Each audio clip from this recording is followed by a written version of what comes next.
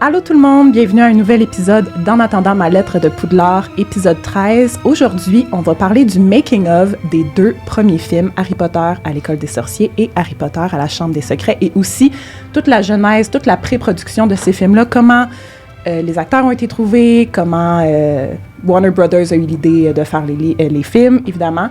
Et pour parler de tout ça, j'ai avec moi 2 spécialistes du cinéma, si je peux me permettre. J'ai Elisabeth Darvaux et Kevin Parent. Bonjour. Enchanté, Allô? bonjour. Bienvenue au balado. Merci.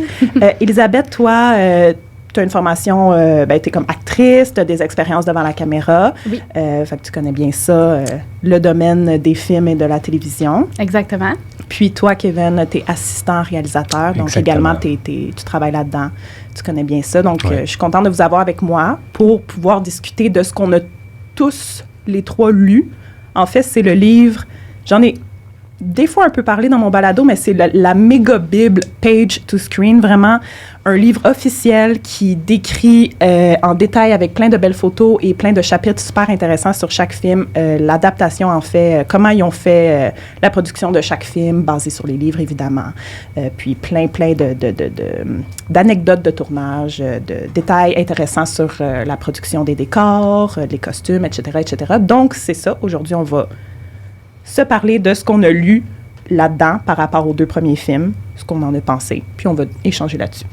Yes! Oui. Mais avant toute chose, comme d'habitude, j'aimerais savoir, vous êtes dans quelle maison à Poudlard? Elisabeth, là, tu sais, je veux même pas faire un guess, je sais rien, je vous connais pas, on s'est rencontrés tantôt dans Parfait, le parking, ouais, là, j'ai des petits guesses dans ma tête, mais je vais vous laisser y aller. Fait qu'Elisabeth, toi?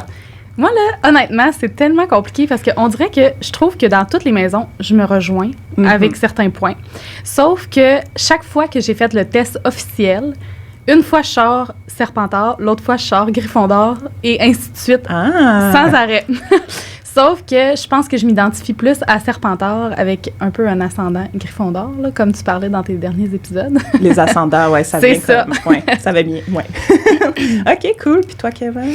Ben, moi, quand je fais le test, je suis serre d'aigle, d'où ma couleur des ongles. Oui. Il en manque un peu parce que ça fait un bout, mais j'adore cette couleur-là. Fait que moi, je suis plus serre d'aigle. Puis je pense que si j'avais pas à faire le test, je serais quand même serre d'aigle. J'adore cette maison-là. Je trouve que ça me rejoint. Puis les autres maisons m'intéressent pas tant que ça. Un peu moins, ça te parle moins, les autres maisons. Ben non, moi, c'est serre d'aigle. Je suis fier serre d'aigle. Cool, yeah. Ouais. J'adore ça. Ouais, moi, je suis serre d'aigle, mais tu sais, je vais être honnête, là, j'ai eu des petits doutes là, depuis le début du balado, puis de plus me replonger dans l'univers d'Harry Potter, puis de je sais pas, là, tu sais, comme le bal de Noël, puis les expériences que j'ai vécues dans les derniers mois.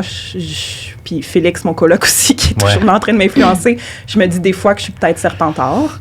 OK. Je me suis fait tatouer un petit serpent sur le doigt pendant les fêtes, là. Puis, tu sais, ça me parle full, genre le serpent, puis tout ça, mais ça veut pas nécessairement dire que je suis une personne Serpentard, mais tu sais, le côté ambition, puis tout ça.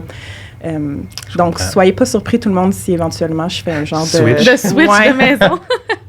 Mais en même temps, c'est ça, je pense qu'on a des caractéristiques de chaque maison parce que, tu sais, on réussit à se rejoindre dans un peu de tout, là, tu sais. Ouais, exact. T'en as une qui ressort plus fort que l'autre, puis c'est ce qui fait que t'es choisi dans une maison, mais... Maintenant, je veux savoir, évidemment, c'est qui votre personnage préféré et pourquoi, là, si vous avez quelconque raison, Elisabeth? Moi, mon personnage préféré, je dirais que j'en ai 2. C'est un comme toi, c'est Rogue. Je l'aime tellement parce que je pense que Rogue, il aime de la même façon que moi, j'aime dans la vie. Tu sais, mettons, là, d'aimer quelqu'un, là, pour, comme toujours, là. Moi, je suis vraiment de même, là.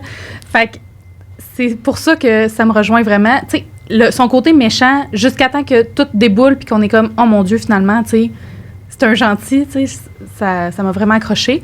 Sinon, mon autre personnage préféré, c'est Hermione, parce que je trouve qu'elle aussi, j'ai tellement de caractéristiques en commun avec elle, tu sais, de tout le temps vouloir sauver les autres, puis genre, les protéger, puis tu sais, d'être comme, je vais te trouver une solution. Tu sais, moi, c'est vraiment moi, là.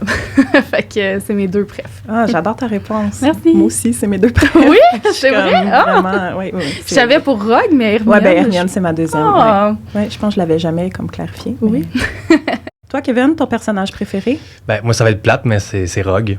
Oui. Comme tout le monde, en fait, comme beaucoup de gens. Puis, Vraiment? puis c'est un personnage tellement important dans la vie de Harry, puis c'est une personne vraiment pas fine, chiante, puis ça n'a pas été une bonne personne pour Harry. C'est pas quelqu'un qui a été très, très bon pour lui, mais ça a été significatif, puis ça a changé le cours de l'histoire, puis j'ai toujours su qu'il était du bon côté, puis et moi, j'ai jamais douté de ça.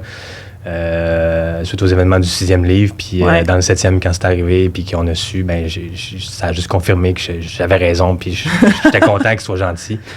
Je suis déçu qu'il meure, mais il fallait qu'il meure, c'était normal. Mais moi, tu vois, j'ai un peu douté. Des fois, j'étais là, il est-tu gentil, il est-tu méchant, puis finalement... C'est normal. Il y a des bouts où moi, j'étais comme... Colin, je peux pas me tromper, là, c'est sûr que... Mais, non, mais j'ai tenu mon bout là-dessus, puis j'ai fait non, il est gentil. Puis je dirais que j'en ai un autre, ce serait Sirius Black. Yes. Parce que c'est le seul lien de famille qu'Harry avait, tu sais... c'était son parrain, puis Molly Weasley, c'était sa famille aussi, je trouve, mais c'est comme... Il s'est beaucoup attaché à lui rapidement, puis il l'a perdu rapidement aussi, puis cette mort-là me dévaste à tous les fois que je lis le livre. Ouais, moi aussi. Puis c'est ça, je skip ce bout-là la plupart du temps, je pas le bout, là. J'espère toujours que ça va pas arriver. Je suis comme, pas cette fois-ci, non, mais ça finit par arriver, puis c'est moi aussi la mort qui me dérange le plus. Là, puis, ça gosse. Rogue, en effet, j'ai eu mes doutes. Ouais. J'ai eu mes doutes. Surtout quand tu apprends vraiment qu'il a été un mange-mort pour vrai, là, comme dans le 4e livre. Là, t'es comme OK. Mais là, après, dans le 5, c'est lui qui va avertir Sirius que Harry s'en va au ministère. Fait que là, puis là, après, Dumbledore... Mais tout était là dans le 4e quand Dumbledore, après les événements, il parle à Rogue puis il dit « Est-ce que tu es prêt? » Là, puis on finit par savoir c'est quoi la mission. Il s'en va directement vers... Voldemort. Je peux-tu dire Voldemort? Oui. Voldemort. Puis pour moi, c'était clair qu'il était déjà en train d'être agent double. Puis, fait que... Rogue Power, j'adore. Cool.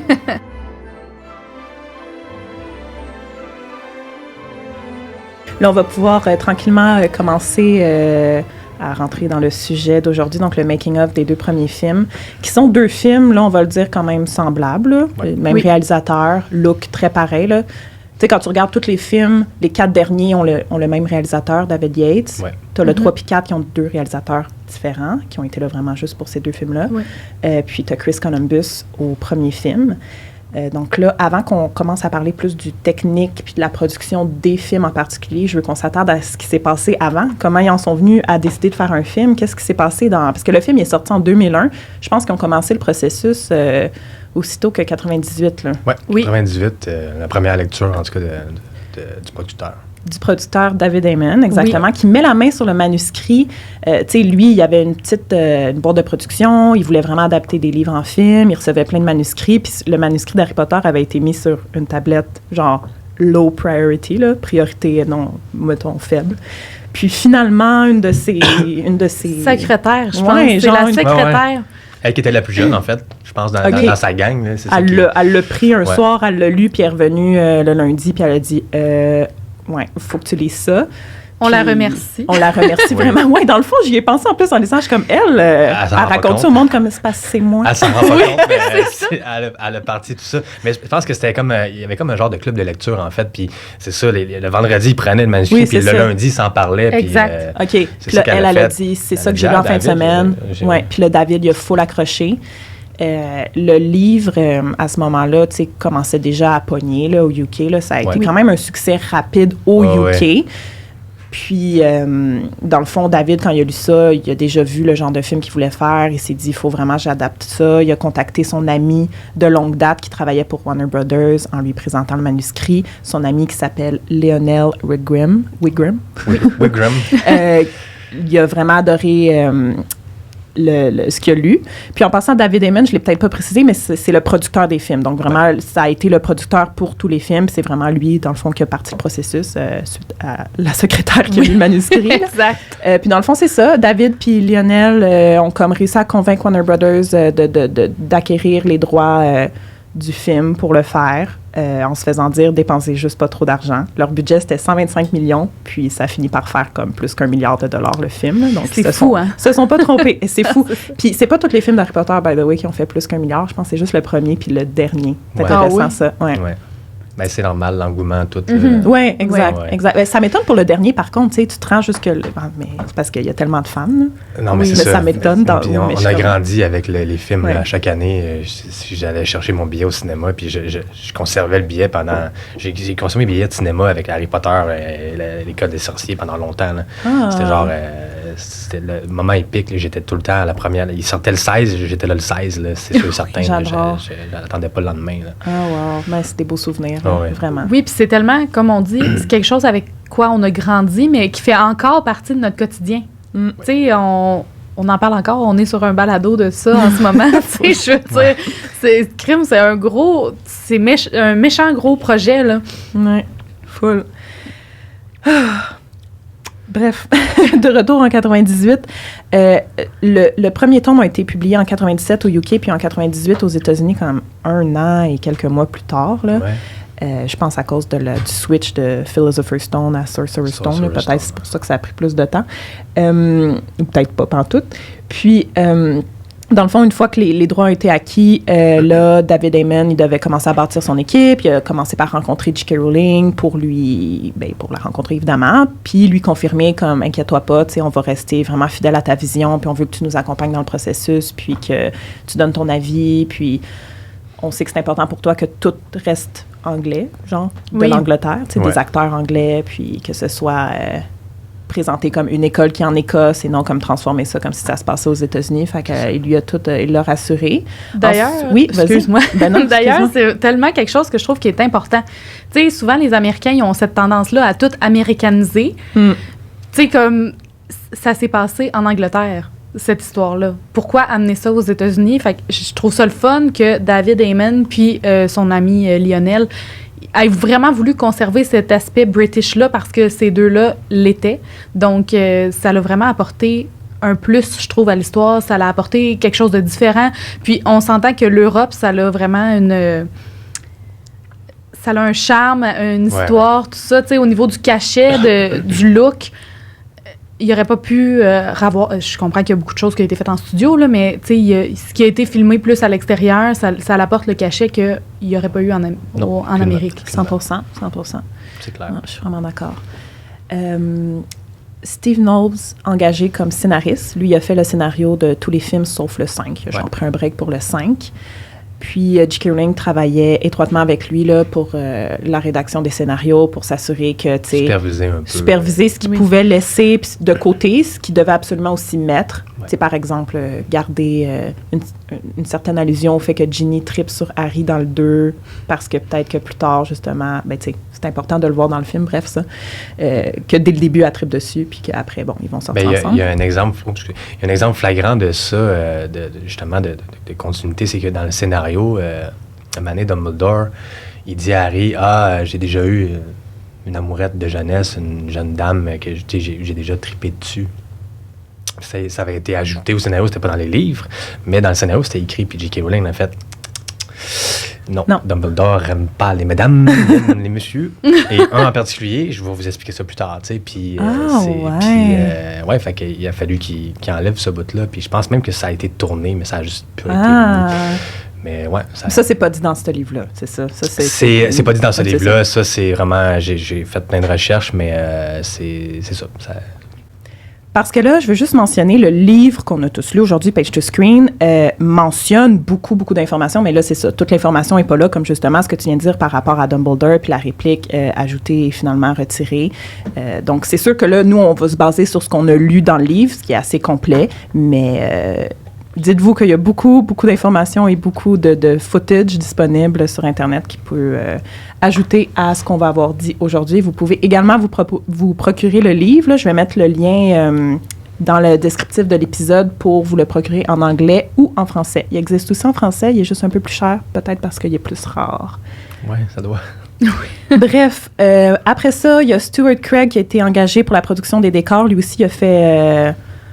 tous les films, même Fantastic Beasts. Lui, dans le fond, c'est comme à lui qu'on doit la création de Poudlard.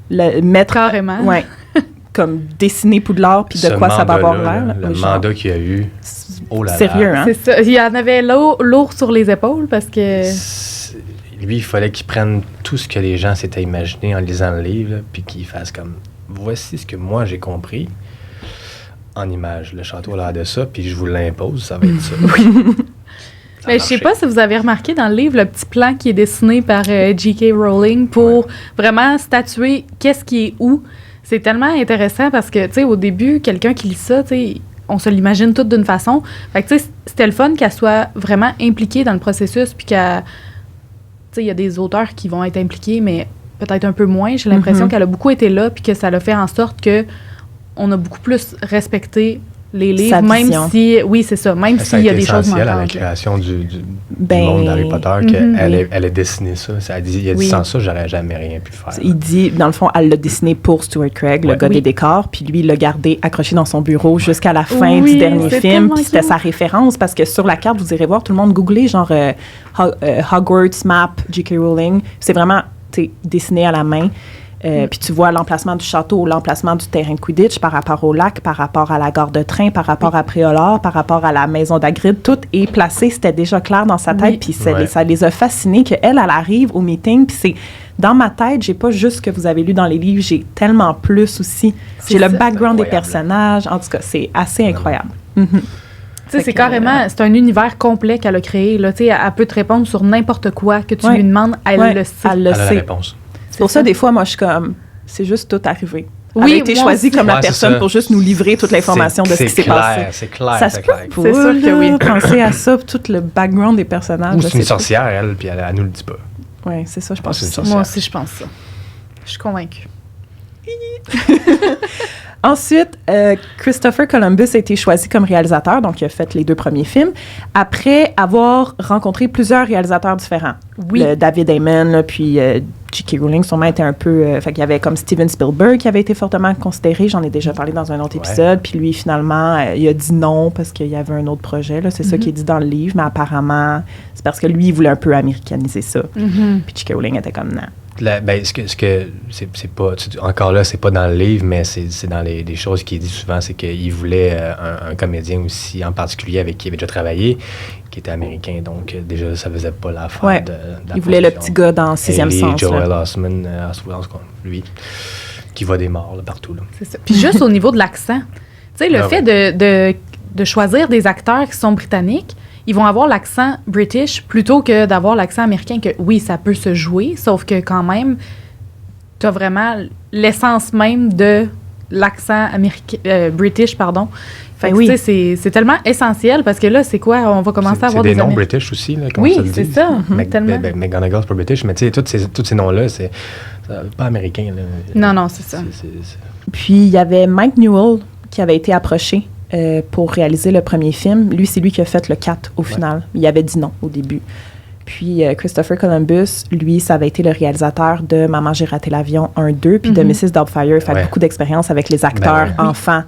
Fait que c'était comme un bon choix. Très logique. Là. Très logique. Puis ça lui tentait full quand ils l'ont approché pour ça. Puis il a demandé, en fait, c'est ça, à Columbus, à être le dernier réalisateur à être interviewé.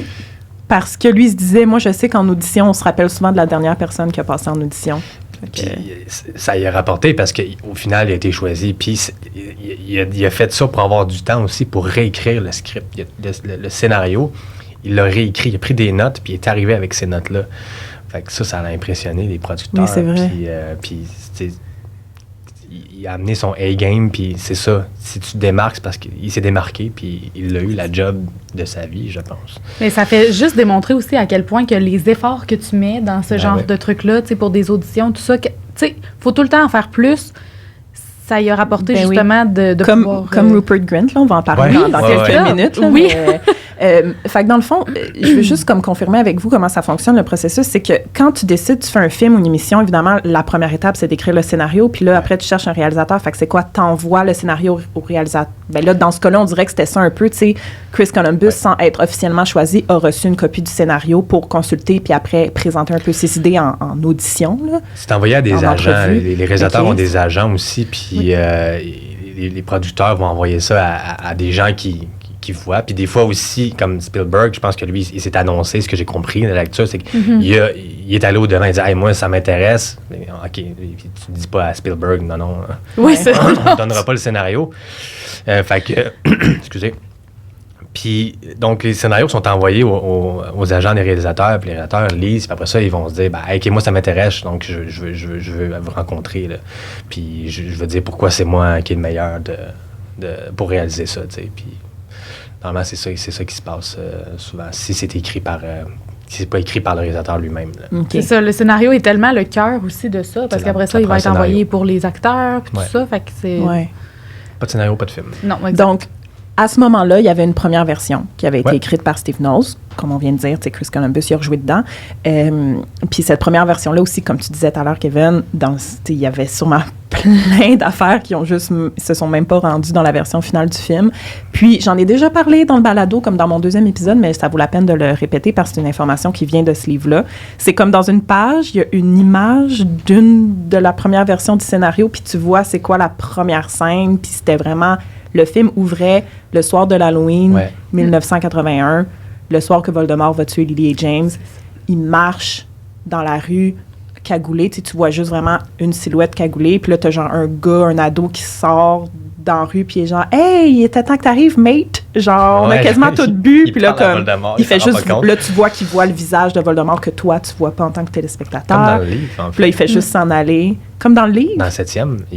Dans le 7e livre. C'est la même affaire. Puis c'est peut-être là où J.K. Rowling est arrivée et a dit « C'est ça, il faut t'écrire. » Parce que dans le 7e livre, c'est ça qui se passe. On voit... il y a un souvenir qui arrive. Harry a mal à sa cicatrice, puis il y a une connexion avec Voldemort, puis Voldemort arrive, il voit des jeunes déguisés, parce que c'est l'Halloween, puis il est comme, oh, beau masque à Voldemort, puis Voldemort est comme, je pourrais le tuer, mais non, je le tue pas, puis il s'en va directement vers Harry, fait que c'est la même... C'est cette scène. C'est cette scène-là. Elle savait toute. Wow. Mind blown. Nice. Mais comme, tu sais, je comprends la décision de pas avoir ouvert le film avec ça au final, parce que c'est ça, là, tu commences à dire, on dirait un film, on dirait Halloween, justement, comme film, c'est bien mieux l'ouverture avec petit bébé Harry. C'est là le travail du réalisateur aussi. C'est écrit, puis peut-être que le réalisateur a dit, hey, écoute, non, ça marche peut-être pas pour moi, puis je trouve ça un peu bizarre. Parce qu'à la base, le public cible, c'est ça, c'est des enfants.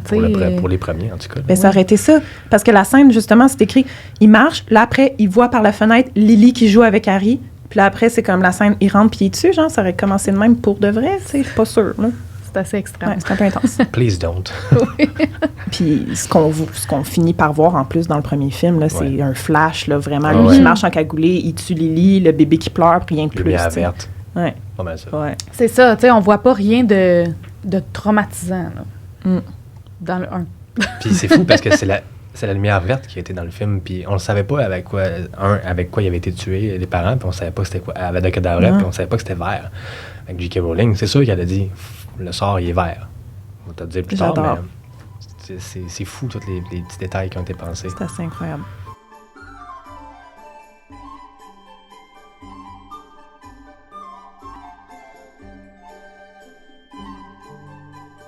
Par rapport à la sélection des acteurs maintenant, parce que là, une fois que Chris Columbus a été choisi, là, il fallait commencer les procédures de casting, puis c'était important pour eux, encore une fois, d'avoir des acteurs anglais, mais pour le trio, ils voulaient vraiment des enfants pas connus, là.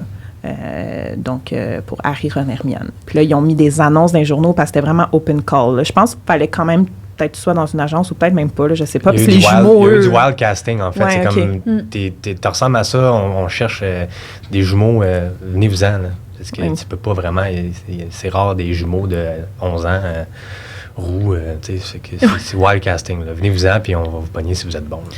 Donc, Emma Watson, elle, c'était une petite fille qui aimait full la poésie, était dans le club de débat à son école, puis elle voulait devenir actrice. Je pense pas qu'elle avait... Je pense qu'elle a aucune expérience à ce moment-là, mais quand elle a vu qu'il cherchait pour le rôle d'Hermione, elle s'est dit, moi, je veux ce rôle-là, parce qu'elle lisait les Harry Potter, puis elle tripait vraiment là-dessus. Elle s'identifiait pas complètement à Hermione, elle était comme, je suis pas aussi genre... je sais pas, gossante, qu'Hermione, mais au final, quand c'est ça, elle a vu que le rôle était disponible, elle s'est dit, ouais, je vais essayer pour ce rôle-là. Ça a été un long processus pour le trio au complet, là. Ah oui. Mais elle a fini par l'avoir.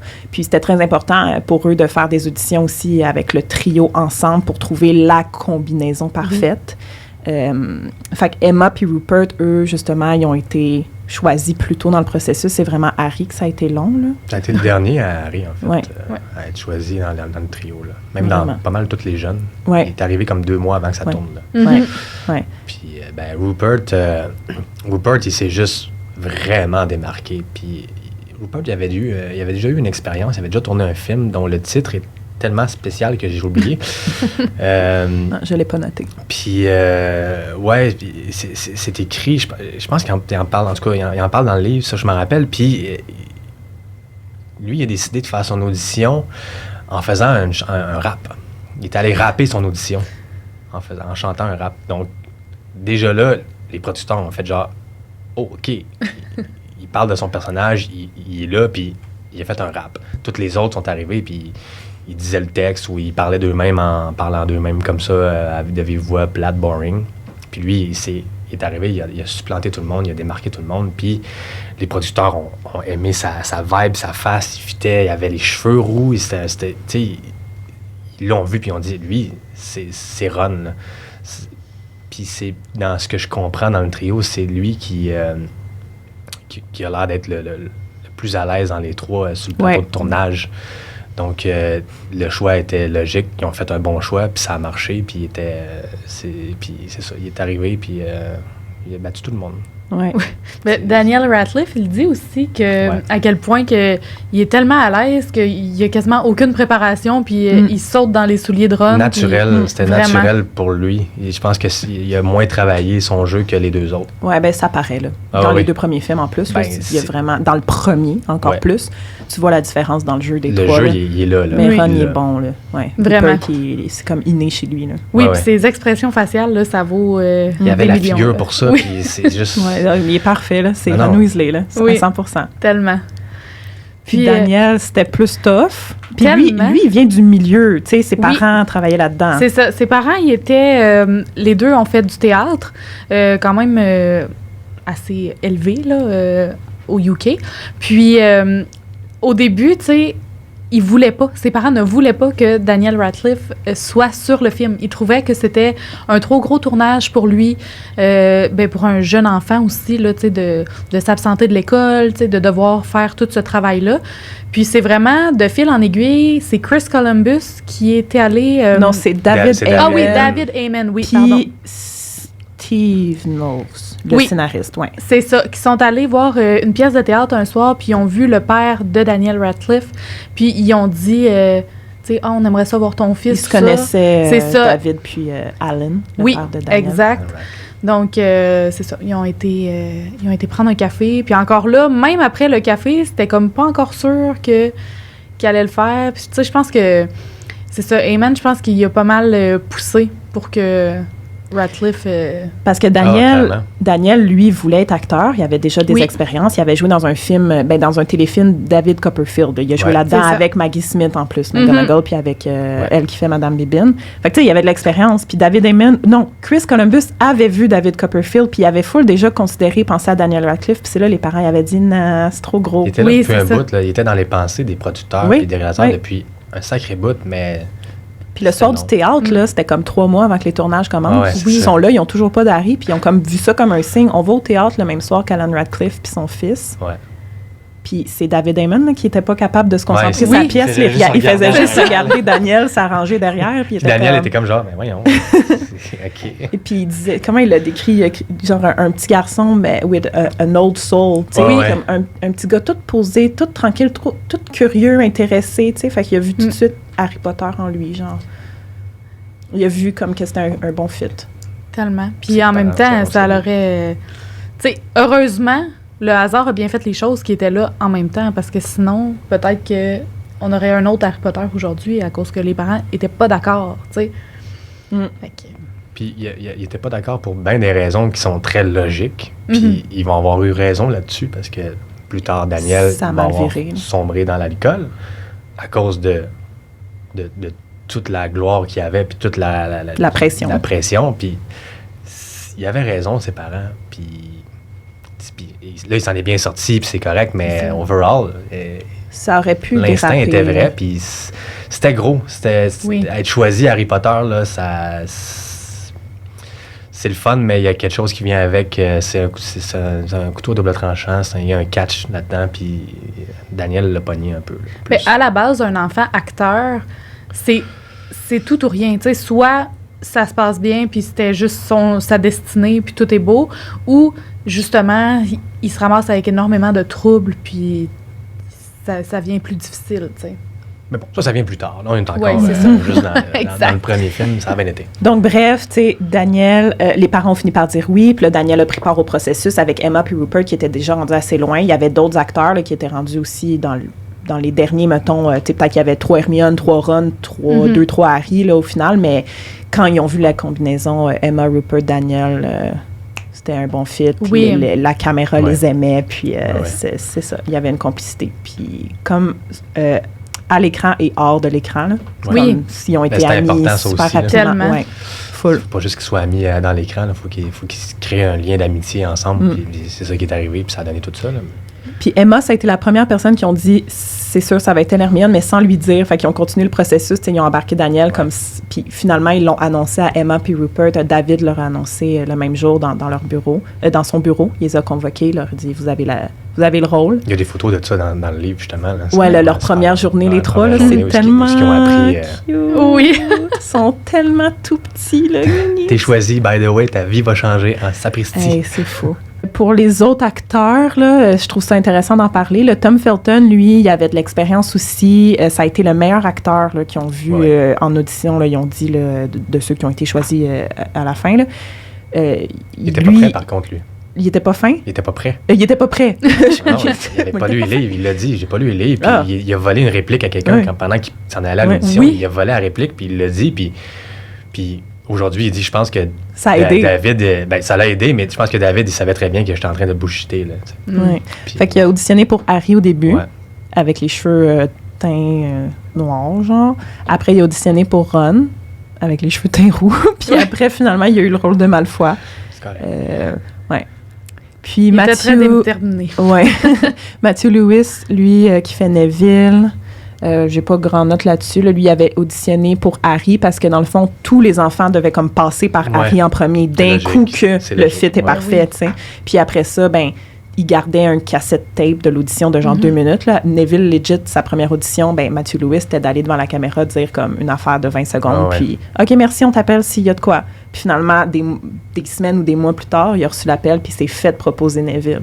Parce que clairement, physiquement, il ne fitait pas trop avec la description d'Harry, un peu plus rond, puis les palettes, là, puis tout, mais c'était un bon fit pour Neville. Là. Puis, pour les adultes, on dirait, je sais pas si vous avez eu cette impression-là, on dirait que c'était comme, on veut cette personne pour ce rôle-là, on lui propose, puis ils ont tous dit oui. Genre, il n'y a pas eu vraiment d'audition pour les rôles d'adultes. Il n'y en a pas eu beaucoup, puis ils sont tous allés vers des acteurs de théâtre. Oui. La plupart du temps. Rogue, ça devait pas être Alan Rickman au départ, ça devait être Tim Roth. Ça avait été proposé à Tim Roth. Oui. Tim Roth a dit non. Puis Alan Rickman est arrivé, puis bravo. Puis c'est ça qu'il fallait aussi. Thank God. Thank God, en tabarnouche, paix à son âme. Sérieux. Puis oui, mais sinon, tous ces gens-là, c'est des acteurs connus au UK en théâtre. Ils faisaient beaucoup, beaucoup de théâtre. Maggie Smith, on l'avait un peu plus vu. Alan Rickman aussi, dans ses rôles de méchants. Die Hard. Une belle carrière à l'international aussi, mais le reste, Madame Bibine, tout ça, qu'on a juste vu dans le premier film, mais elle, c'est une grande actrice de théâtre. Vernon Dursley, Richard Griffith, lui, c'est un grand acteur de théâtre aussi. Fait qu'ils sont allés dans ça, là. Robbie Coltrane aussi, là, très dans la comédie, là, lui, là, dans le stand-up, là, je pense. Plus, là, en fait, justement, Robbie Coltrane, J.K., elle voulait absolument que ce soit lui. Puis ils se sont parlé des heures au téléphone parce que Robbie voulait en savoir plus sur Hagrid une fois qu'il avait accepté le rôle. Puis elle a dit tout le background, justement, comme on disait tantôt, était genre blablabla. Fait Hagrid, dans le fond, quand il était jeune, sa mère est morte, plein d'affaires comme ça. Puis aucune réflexion, ça démontre que c'est vrai, là. Elle était prête, puis lui, il a été comme surpris, puis il a adoré sa conversation avec elle. Puis y a-tu meilleur acteur que lui pour faire? Pour vrai, là, c'est ça. Mais le choix des acteurs dans Harry Potter, il y a une personne que moi, je suis pas d'accord, puis on pourra en parler plus tard. Mais non, mais je veux savoir tout de suite, pendant qu'on est là-dedans. Ben, dans les adultes ou dans les jeunes? Parce que là, dans les jeunes. J'ai souvent dit Bonnie Wright, là, mais Ben, c'est justement elle. Je déteste Jenny, moi. Vraiment, là, je suis pas capable. Puis, en plus, tu sais, dans le livre, il mentionne à quel point ça a été long, puis il était là, c'est un bon match avec Harry. Puis je pense que tu l'as dit, je sais plus si c'est l'épisode dernier ou l'autre d'avant, que tu disais qu'ils n'ont aucune chimie à la caméra, puis je suis tellement d'accord. Puis je suis comme, en quoi il a vu un bon match avec Harry? Ça, il ne fit pas du tout, là. C'est ça, son choix était basé sur ce qu'il savait qu'il allait se passer dans le deuxième. C'est ça. Tu sais, parce qu'il l'a casté pour le premier film, on la voit 2 secondes, mais après, dans le deuxième film, il savait qu'elle allait être là, puis qu'il allait avoir ça avec Harry. En sachant ce qui allait arriver plus tard. Fait que c'est ça. Tout le choix était basé sur la chimie, mais oui, avouez, il y a un peu de chimie, on dirait, dans le 2. C'est pas son cute, qui ont comme 12 ans. Tu sais, il y a genre une petite chimie, là, je mets des gros guillemets dans les airs, dans le sens comme, il n'y a pas le malaise qu'on ressent plus tard, tu sais, quand c'est vraiment amoureux. Là. Ça aurait été plus cute qu'ils s'embrassent dans le deuxième que quand ils s'embrassaient. Un petit bec d'enfant. Non, genre, ça aurait été parfait, là, genre, ok, cute. Ils se prennent la main. Genre, mais là, après ça, c'était malaise. Des fois, je l'écoute avec ma blonde, puis là, je suis comme gêné de leur son. Mais tu sais, comme justement dans le 2, là, tu sais, qu'elle arrive en robe de chambre, puis la réaction qu'elle a, les gros yeux, puis tout ça, ça fait tellement du sens parce que quand on est jeune, puis mettons ton crush, il rentre, puis t'es comme, mon Dieu, je veux être à mon meilleur. Puis en plus, c'est Harry. C'est ça. un crush puis qui est connu. Exact. Mais je suis d'accord. Ça reste que, moi, je suis vraiment pas d'accord avec ce choix-là. Puis honnêtement, Jenny, des films, je suis pas capable. Il y a rien de ce personnage-là que j'aime. Mais c'est l'actrice, malheureusement. J'ai l'impression de me répéter puis de dire ce que j'ai dit déjà 1000 fois dans le balado. Puis je le sais que les gens, vous êtes pas mal d'accord parce que je reçois pas de messages vraiment de gens qui veulent s'assiner avec moi puis qui argumentent puis qui sont pas d'accord avec ce qu'on a dit au balado par rapport à ça. Fait que, c'est comme unanime puis c'est dommage. Elle était pas faite pour être actrice, tu sais. Physiquement, elle fit vraiment avec la description de Ginny, tu sais, mais il aurait dû donner plus. Elle aurait dû donner plus, puis je pense que voyant qu'elle évoluait pas dans le même sens que le personnage aurait dû, je pense qu'il aurait dû plus la supporter puis peut-être vraiment l'accompagner pour, comme, je sais pas, l'aider à ce qu'elle ait la présence qu'elle devait avoir dans les films, là, ce personnage-là. C'est pas entièrement sa faute, là, je veux dire. Non. Non. Mais elle doit le savoir. Tu sais, l'actrice aujourd'hui, c'est clair. Je suis sûre qu'elle est bien fine, là, mais... Des fois, je vous dis, c'est qui mon rôle que je suis pas d'accord? Vas-y. OK. Tu sais, c'est mieux, c'est parce que moi, je l'ai eu, mais non, Daniel Radcliffe. Ouais? Ouais, aujourd'hui, je trouve que c'est un grand acteur. C'est un sacré acteur, Daniel Radcliffe. Tous les films qu'il fait, ça marche. Puis il va dépasser ses limites, puis il va faire des films weird, fuckés, spécial. Il est comme rendu là-dedans, en plus. Puis ça marche, puis il est bon. Mais il n'a pas été un bon acteur, pas en tout. Dans tous les films d'Harry Potter, il était pas bon. Il était tanné, là. Il était pas bon du premier au dernier film. Puis j'y en veux pas. C'est un kid, puis c'est correct. Mais avoir mis un meilleur acteur, ça aurait changé beaucoup de choses, je trouve. Puis c'est un de mes acteurs préférés en ce moment, Daniel Radcliffe. Mais il était pas... Moi, à mon humble avis, il était pas bon du tout dans les... Puis ça paraît, il y a des bouts, là, où il se retient de sourire, il est pas capable de jouer l'émotion, de pleurer. Dans le 3e, on en parlera un autre jour, mais... tu sais, je trouve que ça l'a pas apporté... j'imagine que tu vois la scène, là. Mais en tout cas, ça n'a pas apporté... Ça l'a un peu nuit, je trouve, à ça, mais overall, c'est extraordinaire, là, mais ça, c'est mon... En même temps, je peux voir un peu, parce que je me rappelle, je discutais à un moment donné avec une de mes amies qui trépoussait sur Harry Potter, puis on disait à quel point que souvent, les seules réactions qu'on a de Daniel, c'est de la colère. Toujours dans la colère dans les films. Tu sais, des fois, ça devrait être un peu plus comme une émotion, justement, de... C'est plus ressentir la tristesse, mais on dirait que ça vire encore plus en frustration ou, tu sais... Mais c'est ça. Tu peux pas le prévoir, ça aussi. Je pense à une scène où je le trouve bon, là, tu sais, dans le 7.1, quand Ron se fâche, puis là, Harry dit « Qu'est-ce qu'il y a là? Tu pensais qu'on allait rester dans un hôtel? » Puis là, il se fâche, puis il est comme... Tu sais, je le trouve... Les deux, je les trouve bons. Là, c'est sûr, mais je sais pas, parce que quand tu disais, tu sais, il y a de la misère avec l'émotion, je pensais surtout au dernier film, parce que c'est là que ça devient vraiment comme, tu sais, un mélange de plusieurs émotions. Puis, tu sais, les moments heureux qu'il vit sont rares. C'est ça. Puis là, c'est là que tu devrais plus le ressentir, puis on dirait qu'il y a de la misère. Tu sais, les quelques moments qu'il y a des rires avec Hermione et Ron. Il rit, mais comme, je suis comme, on dirait que c'est trop forcé. Ouais, ben, OK, j'apprécie ton opinion. On en a déjà parlé, je me rappelle plus dans quel épisode, là, justement, que c'était pas le meilleur acteur, mais regarde. Ben ça, c'est le casting, puis tu peux, c'est la beauté, puis la pas beauté du casting, c'est que tu peux tomber sur des perles rares, puis des trucs, des gens qui vont faire comme, oh, on a vraiment pigé quelqu'un, on était chanceux, puis t'as, dans le cas de Daniel Radcliffe, qui a bien fait quand même, ça a marché, puis il a supporté toute la production puis le film sur ses épaules, mais c'était moins là au niveau du jeu, puis ça a été ça, c'est pas grave, là, mais... Parfait. Je pense qu'on a fait le tour. Là, j'avais des petites notes sur Richard Harris qui a fait Dumbledore dans les 2 premiers films. Lui, c'était le parrain de David Damon. Ouais. C'était le parrain. Puis il a eu une carrière de chanteur, même. Ouais. Comme lui, il était rendu vieux, là, évidemment. On sait que Le Chant des secrets, ça a été son dernier film. Puis c'est ça, il y a même eu un hit là, qui s'appelle MacArthur Park, que j'ai été écouter l'autre soir parce que ça le mentionne dans le livre. C'est lui qui chante? Oui, c'est lui qui chante. Il a une carrière de chanteur. Là. J'ai écouté ce bout-là, c'est oui, je suis allée écouter ça sur YouTube, là, comme 4 millions de vues, genre. Puis dans les commentaires, là, comme des vieilles personnes qui sont genre « Ah, j'écoutais tout le temps ça quand j'étais jeune. » c'est comme... je vais aller écouter ça, c'est sûr. Richard Harris. C'est sa petite fille qui... Lui, il voulait pas le faire, en fait. Oui, puis sa petite fille a dit, si tu le fais pas, je te parle plus jamais. Donc, elle a dit, bon, OK, je vais le faire. Puis une chose que j'ai appréciée du livre, là, c'est que, du livre qu'on a lu pour l'épisode d'aujourd'hui, à chaque fois que Daniel Radcliffe parle d'un des acteurs adultes, tu sais, là, tellement d'admiration, puis il fait paraître la personne comme la personne la plus cool du monde, qui lui a tout appris. Super intelligente. Mais j'ai l'impression que c'était ça aussi, le cast des adultes. Tu sais, c'était pas du monde qui arrivait, puis qui était snob, puis qui est bon, moi, je suis là pour faire le rôle de ça, puis après, tu sais, c'était une famille, puis les adultes étaient bienveillants avec les enfants, puis voulaient les accompagner, les guider, les conseiller, leur apprendre des choses, parce que ces enfants-là, ils ont 12 ans. Tu sais, ça néglige un peu, veut pas, leur apprentissage scolaire, tu sais, de passer autant d'heures sur un tournage. Fait que là, t'as les adultes qui veulent comme... Je sais pas, là, je repense à Daniel qui parlait de Richard Griffiths puis Fiona Shaw qui font...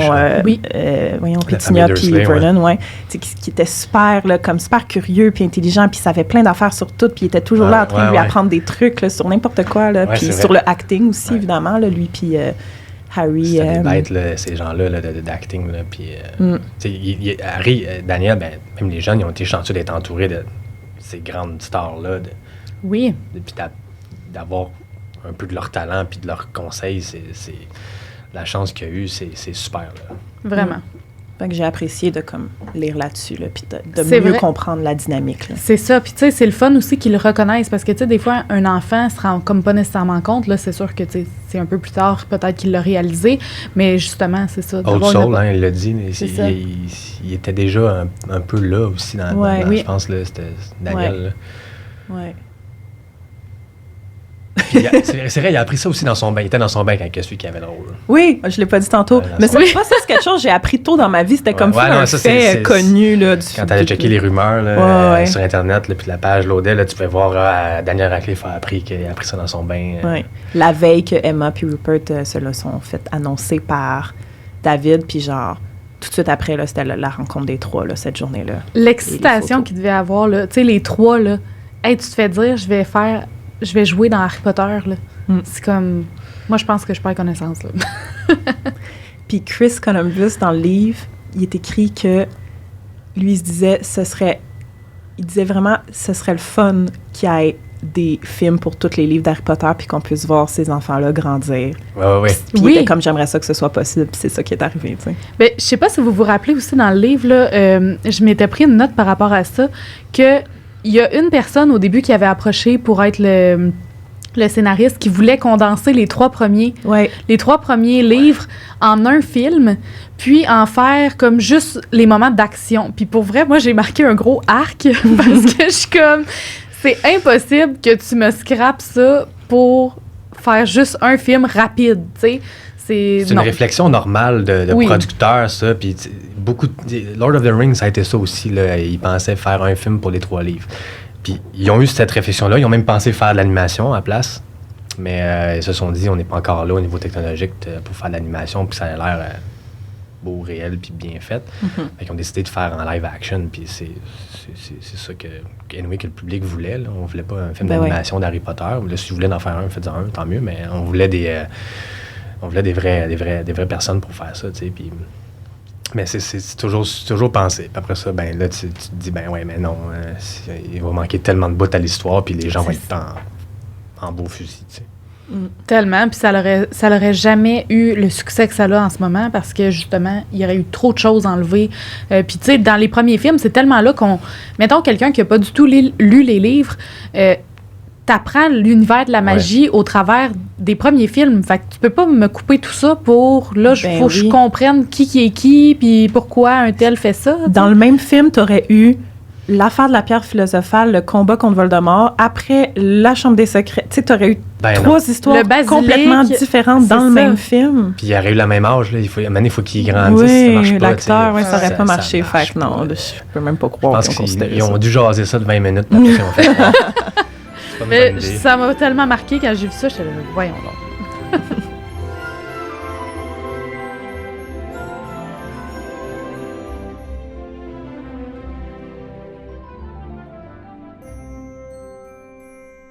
Harry Potter à l'école des sorciers. Oui. Je pense qu'on peut commencer à parler de la production de ce merveilleux film qui marque encore l'imaginaire. Je veux dire, moi, comme là, mon chandail que je porte aujourd'hui, on en parlait tantôt, le poster du premier film, juste ça. Quel beau poster, là. C'est une magnifique affiche. Parfait, c'est incroyable. Puis, juste avant qu'on se lance là-dedans, je veux juste dire que quand on va parler de CGI, pour ceux qui ne savent pas c'est quoi, c'est du Computed Generated Imagery, donc vraiment images créées à partir d'un ordinateur. Donc, dans des effets spéciaux, tout ce qui va être ajouté, c'est ça, de manière digitale au montage. Je voulais le dire. Oui, ça se peut qu'on utilise un langage cinématographique. Oui, c'est ça. Ben, le CGI, fois, je peux te l'expliquer. Ben, ça se peut que tu dises des mots que je connais pas, donc je te demanderai... Je vais essayer de la définition.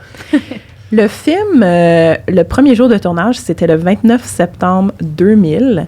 Puis ça aussi, je l'ai déjà dit, mais je le répète, c'est la dernière scène du film qui a été tournée en premier. Ouais. Donc, vraiment, la scène qui repart en train. Donc, c'est vraiment le moment dans tous les films que Harry va avoir l'air le plus jeune, parce que c'est ça, c'était le premier jour de tournage. Puis, j'ai aussi déjà mentionné ça, mais l'affaire des verres de contact, Daniel, la réaction allergique. Donc, ce premier jour-là, il portait les yeux tout mouillés, c'est à cause de la réaction allergique. Puis, Hermione qui avait des fausses dents. C'est ça. Mais tu sais, le fait aussi que ces enfants-là ne se plaignaient pas de ça. Tu sais, ils étaient comme... il a mal aux yeux, mais il est comme non.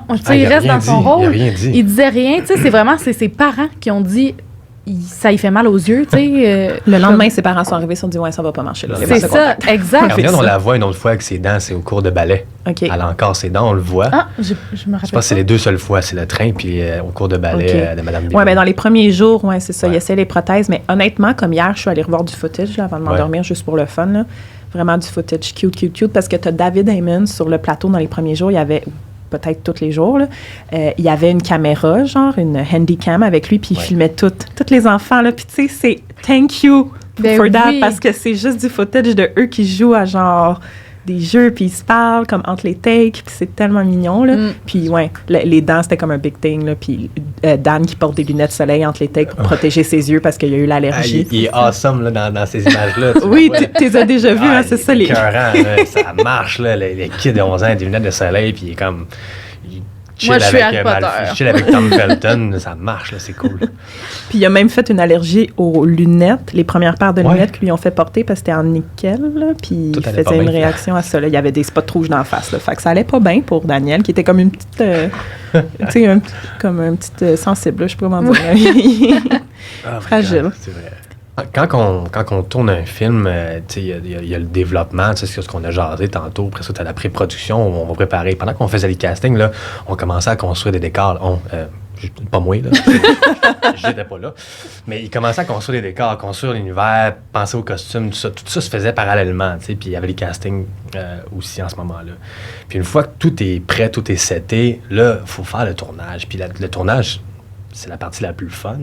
Quand je suis en tournage, la prep, là, c'est du bureau, puis on organise des affaires, mais en tournage, là, t'as les caméras, puis tu sets des affaires, puis t'as la beauté des effets spéciaux, tout ça que t'as là, puis t'as toute la machinerie, puis t'as la vibe du tournage, puis là, t'es avec des enfants.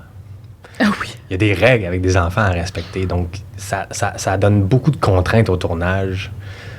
Autant de tourner, je pense qu'ils ont tourné 160 quelques jours de tournage. 150 jours, oui. 150, c'est énorme. C'était censé être 90. Ben, c'est impossible parce que tu dois réduire ton temps de journée parce qu'ils peuvent pas tourner plus que 6 heures par jour, les enfants, puis ils doivent avoir du tutoring, puis tout ça. Fait que je trouve ça impressionnant d'avoir pu, pendant, mettons, les 2 premiers films, parce qu'ils sont très jeunes, tourner de cette manière-là, avec le stress de rentrer dans des temps de 6 heures. 6 heures, là.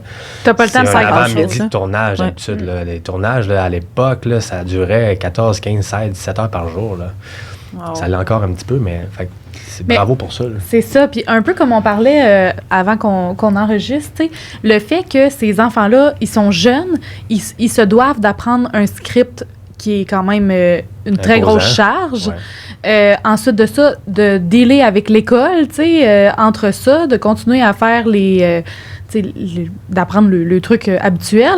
Puis, juste un tournage pour, mettons, un adulte. Tout le monde sur un tournage, à un moment donné, on vient épuiser tout ça, mais là, eux autres, il y avait cette charge-là en plus. Puis de gérer le fait que ça reste des enfants, puis qu'ils ont envie de s'amuser, ils ont envie de rire entre eux. Fait que, ça devait tellement être de la gestion. Ben, là. Ça dit que les premières semaines de tournage, là, c'était pas évident, là, parce que les enfants étaient...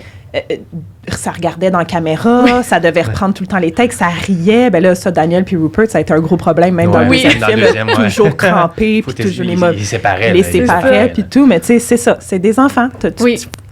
Ils peuvent pas devenir professionnels du jour au lendemain, puis super sérieux tout le temps, tu sais.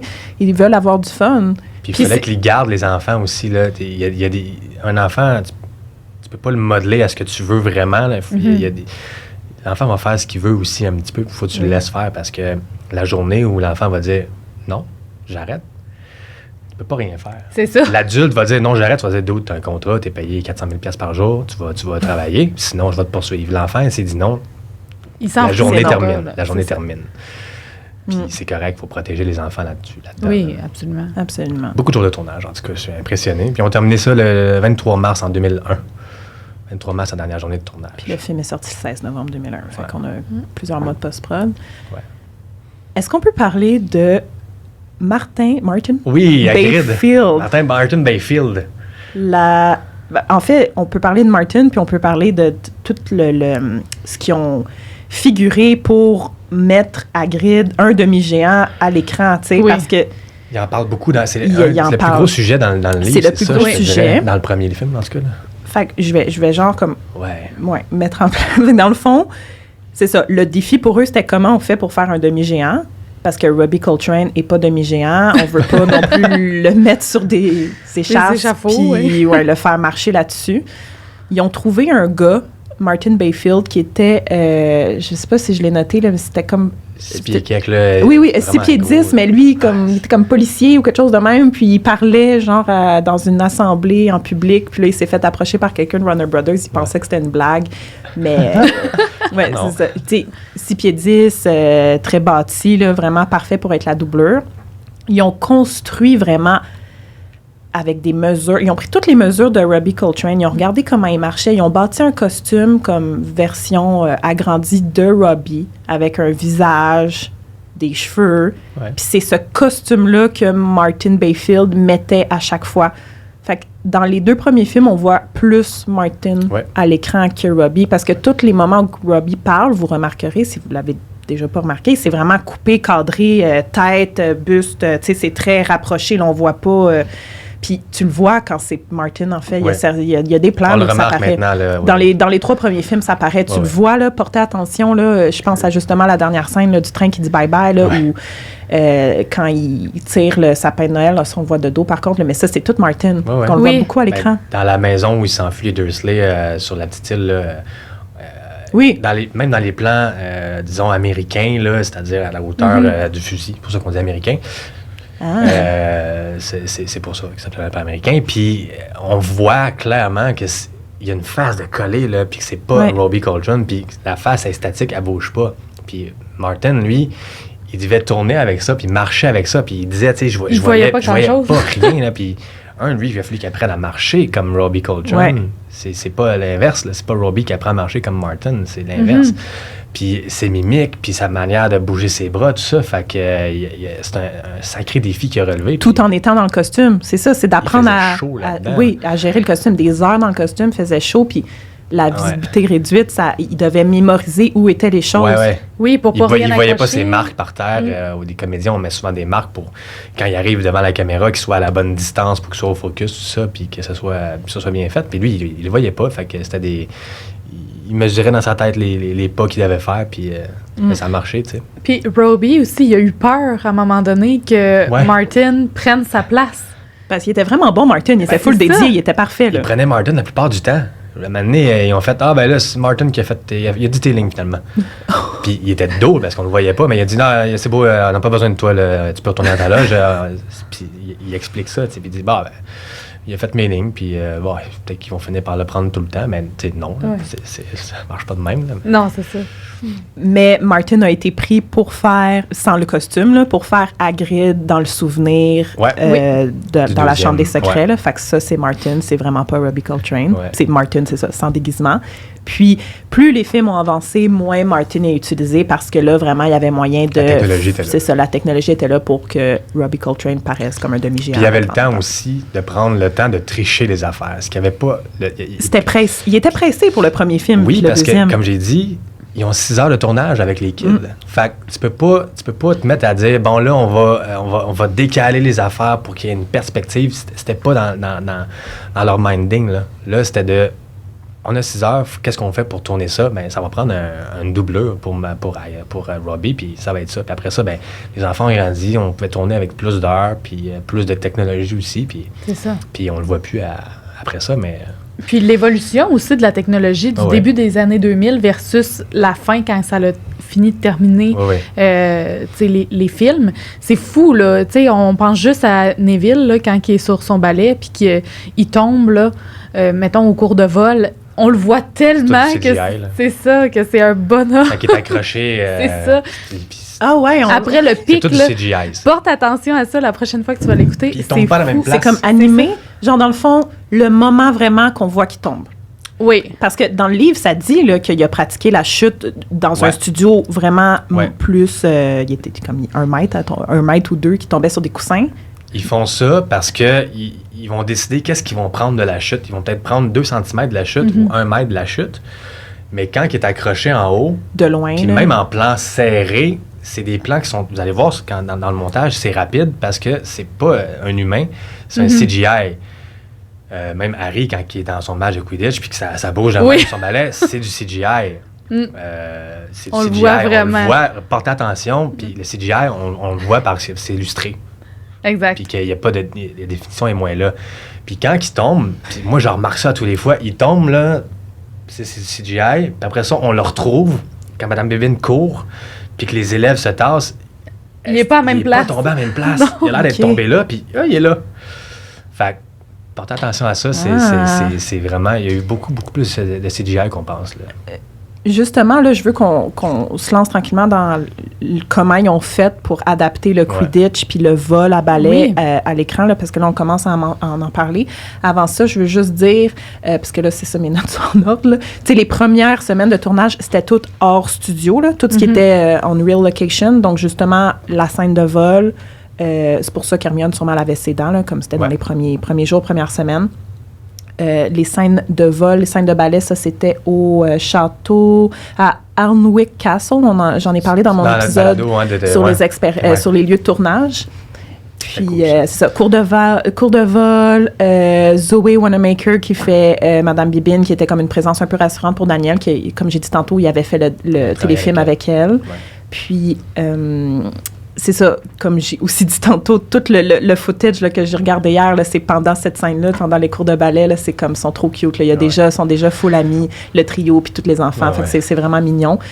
Puis ça, en plus, ça amenait les enfants à être pas chez eux pendant plusieurs jours, avoir un accompagnateur avec eux ou leurs parents, puis tu sais, à devoir faire des devoirs. Mais c'était comme toute une autre vie, un nouveau mode de vie pour eux, de comme, je vais plus à l'école, je me couche plus dans mon lit le soir comme j'étais à l'hôtel. Ça renforçait les liens là, déjà en partant comme ça. Mais j'ai trouvé ça vraiment intéressant, le fait que pour le Quidditch, tu sais, parce qu'on s'entend que oui, il y a eu des choses qui ont été rajoutées avec des effets spéciaux, mais il y a tellement de choses qui ont été construites puis qui est réel dans le film, puis de penser à adapter les estrades du Quidditch, les tours. Tu sais, il mentionne ça dans le livre, le fait que c'est un sport. Tu sais, si tu vas voir du soccer, tu vas être à la hauteur du soccer, mais là, c'est un sport qui se passe dans les airs. Ouais. Fait que c'est vraiment cool le fait qu'ils aient pensé à mettre des tours pour dire, ben les spectateurs, ils vont pas regarder ça comme ça. Tu sais, ils vont, c'est vrai. C'est ça, ils vont le regarder à la hauteur des balais.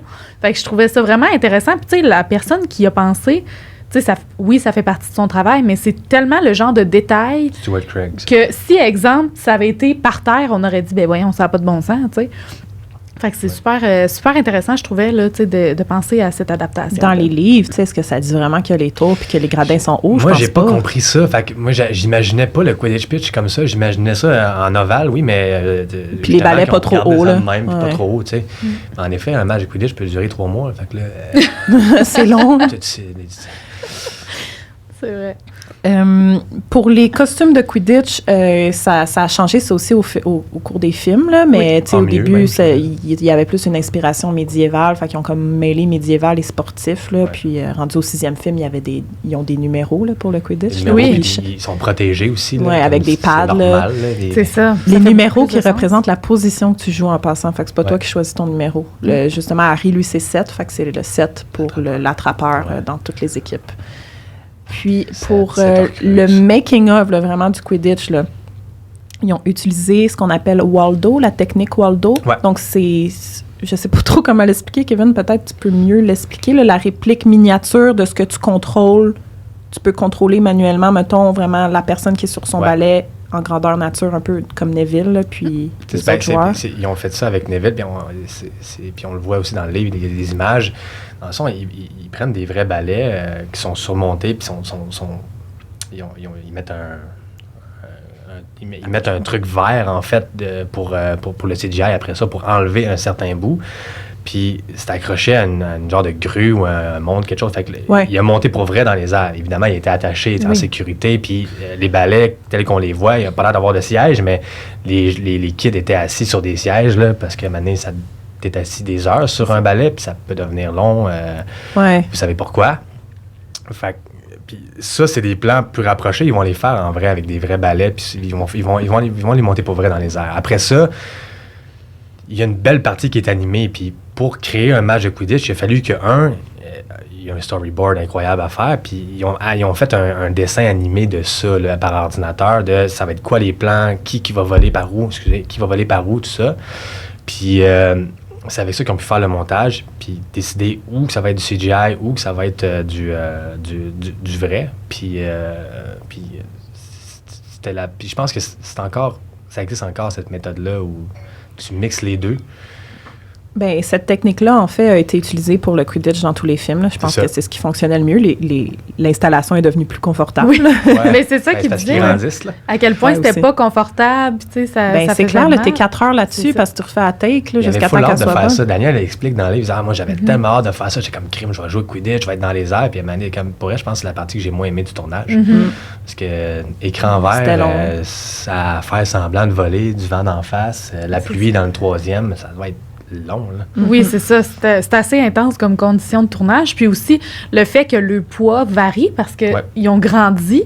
Fait que l'adaptation qu'il fallait avoir, tu sais, il n'y avait pas nécessairement le même poids qu'auparavant. Fait que là, tu sais, ça varie beaucoup. Puis, tu sais, des enfants, des fois, ça peut prendre du poids en peu de temps. Fait que, tu sais, dans le même film, il faut que tu réajustes tes balais. Fait que, en tout cas, ça...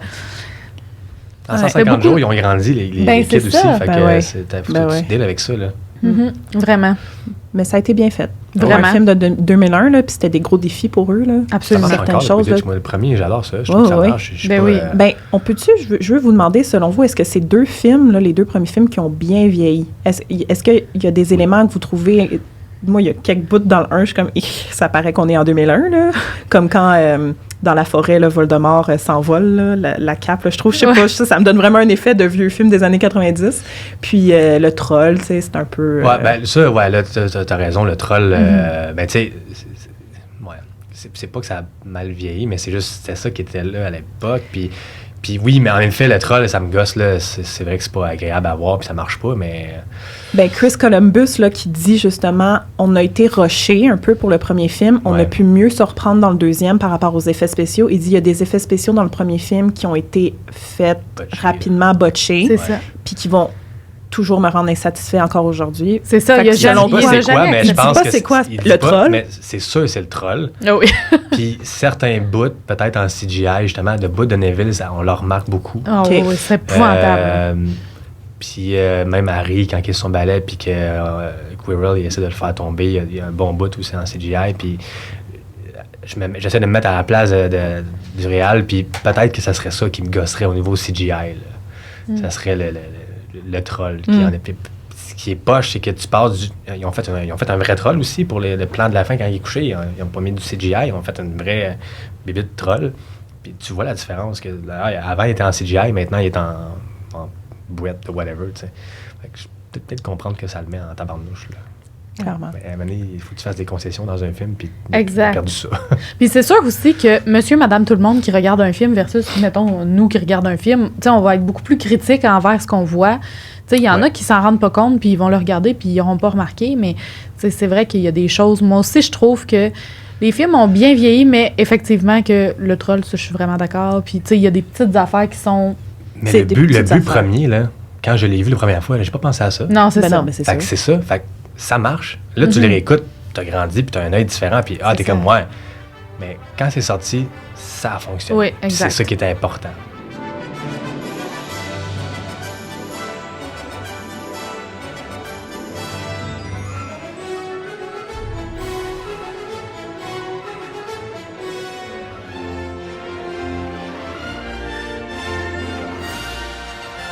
Maintenant, je voudrais qu'on parle un peu du décor.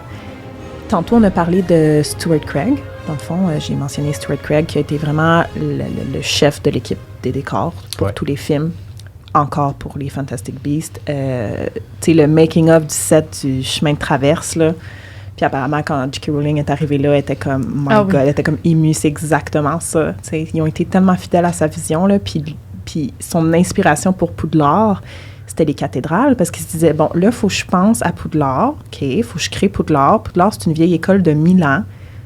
C'est quoi les bâtiments qui sont aussi vieux que ça, quasiment? C'est des vieilles cathédraales anglaises, justement, qu'il n'y aurait pas aux États-Unis, tu sais, un peu. Non, d'aller, justement, tourner à des endroits comme le Alnwick Castle, comme Oxford, de s'inspirer de ces endroits-là, puis de faire des scènes, en plus, directement dans ces endroits-là, ça vient comme complètement changer l'allure de Poudlard, puis c'était excellent pour ça, là. La grande salle. Ça, j'ai été super comme surprise de lire qu'ils ont vraiment investi là, pour que ce soit un plancher de pierre. Ouais. Tu sais, normalement, ce serait quoi un plancher de plywood, genre? Souvent, ça va être justement, s'ils le font en studio, ça va être sûrement sur du béton, puis ils vont rajouter un élément pour faire qui a un look du faux bois, un look de mais pierre. C'était de la pierre. Ils voulaient pas le détruire. Ils voulaient pas. Puis, tu sais, ils se disaient, on est tellement marché là-dessus toute la journée, là, 400 enfants in and out, là, tout le temps. Là, puis, en plus, c'était des vraies chandelles qu'ils utilisaient pour le ciel. Là. Une à une, accrochées avec un petit fil. C'est fou, là. Puis, qui allumait à chaque fois. Oui, puis ils faisaient monter dans les airs, mais j'en reviens pas qu'ils ont décidé de faire ça. Jusqu'à un coup de vent, puis ça l'éteint pour rallumer. En plus, c'est ça. Moi, je suis comme... Mais ça coule, la cire, tu sais. Ouais, comment se compliquer la vie, mais ça marchait. Puis, ça a donné... C'est tellement beau. Puis là, il y en a une qui est tombée. Pari réussi, Puis qui a failli blesser quelqu'un. Fait qu'ils ont décidé de les ajouter au montage par la suite, là, dans les autres films. Puis... Ils ont eu plus d'argent pour les autres films aussi, tu sais. Oui, 125 millions pour le premier, mais après ça, le succès a embarqué. Parce que, tu sais, 125 millions, ça a l'air quand même beaucoup, mais c'est pas tant que ça. Ça s'écoule vite. Là. C'est ça. Dans une production comme ça, avec autant de monde, parce qu'il y a tellement de gens qui étaient nécessaires à ça... Autant de lieux de tournage, ils se sont promenés, là. C'est ça, là. C'est ça que les gens, des fois, dans mon milieu, on appelle ça les moldus, nous autres aussi, les gens qui travaillent pas en cinéma. Puis j'aime ça dire ça, tu sais, des fois, les moldus arrivent, puis ils posent des questions, puis comment ça se fait qu'un film, ça coûte 125 millions? Qu'est-ce qui coûte cher, tu sais? Puis là, je lui montre la liste d'équipes, je dis, ben, ça, c'est tous les gens qui sont dessus, puis il faut t'es payer, puis les acteurs, il faut t'es payer, puis... Les décors, faut t'écrire. Ça prend... De faire la grande salle, là, ça a pris 425 personnes, là, où toutes les payes, il y a un syndicat, il y a une union, il y a la caméra, les objets, le CGI, le montage, ça coûte cher, puis il n'y a pas d'argent. Ce qui coûte le plus cher, overall, oui, ça va être le casting. En tout cas, qui prend une grosse partie, c'est le casting. Mais c'est pas ça qui coûtait très cher dans le premier film. Là. Les enfants n'étaient pas payés un gros prix comme ils étaient à la fin. Là. Puis, tu sais, ça reste que aussi, tu sais, ça, c'est ce qu'on voit. Mais ce qu'on voit pas aussi, toute la préparation de ces acteurs-là, tu sais, le maquillage, les cheveux, puis il faut que tu les nourrisses aussi, là. Puis une crew comme ça, à nourrir, tu sais, ça rentre dans le budget de dépenses, tout ça. Fait que, tu sais, à un moment donné, c'est comme... Puis comme tu l'as dit, le décor, c'est ça. Puis Stuart Craig, ils ont décidé finalement de créer la grande salle pour vrai, avec des vrais... je sais pas comment ça, whatever, des trucs il est en pierre, là, des genres de chandeliers, mais pas de chandelle, bref. Il y avait du feu, là. Ouais. Ça, c'était tout vrai, puis l'argent est là. Puis ça paraît aussi. L'argent a été mis là, puis quand on regarde le film, on l'a d'en face, puis ça marche. T'sais. Avez-vous visité les studios à Londres, vous? Pas encore. Moi, j'étais supposée y aller, puis finalement, à cause de la COVID, ça a été annulé. J'étais vraiment triste. Bien, justement, dans la visite, à la fin, tu vois la maquette de Poudlard, qui est quand même vraiment grosse. Là, comme c'est peut-être la grosseur du studio ici, là, c'est la grosseur d'une pièce normale. Ah, ça rentre là-dedans. Fait que c'est la maquette, disons, miniature de Poudlard qu'ils ont utilisée pour faire tous les plans de Poudlard. Ils n'ont pas construit la vraie école. Là. Non. Tout le monde, Poudlard n'existe pas pour vrai. Non, mais pour vrai, comme c'est ça qu'ils ont utilisé. Puis c'est, je sais pas. Mais là, avec ce qu'on a dit tantôt, dans le fond. Puis parce qu'ils veulent juste pas révéler la localisation. C'est ça. Ben, anyway, comme Hermione a dit dans les livres, si tu passes un moldu qui passe devant Poudlard, voit juste un tas de ruines. L'équipement n'aurait pas fonctionné à Poudlard. Non, c'est ça. Non, c'est vrai. Les ondes magiques. C'est où tu branches tes caméras. Pas d'électricité. Il n'y a pas de plug.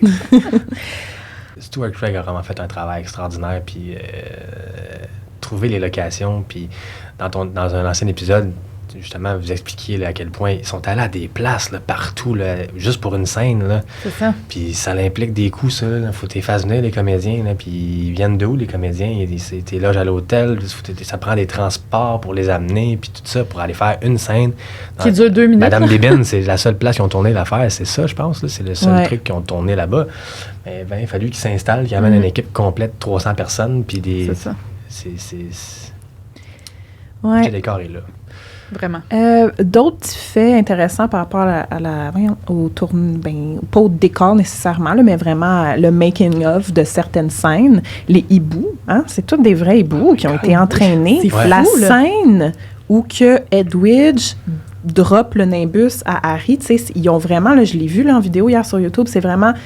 T'as son entraîneur au hibou qui est à l'autre bout de la grande salle qui siffle, puis le hibou part, drop le balai, puis arrive à son entraîneur, genre son coach, son maître.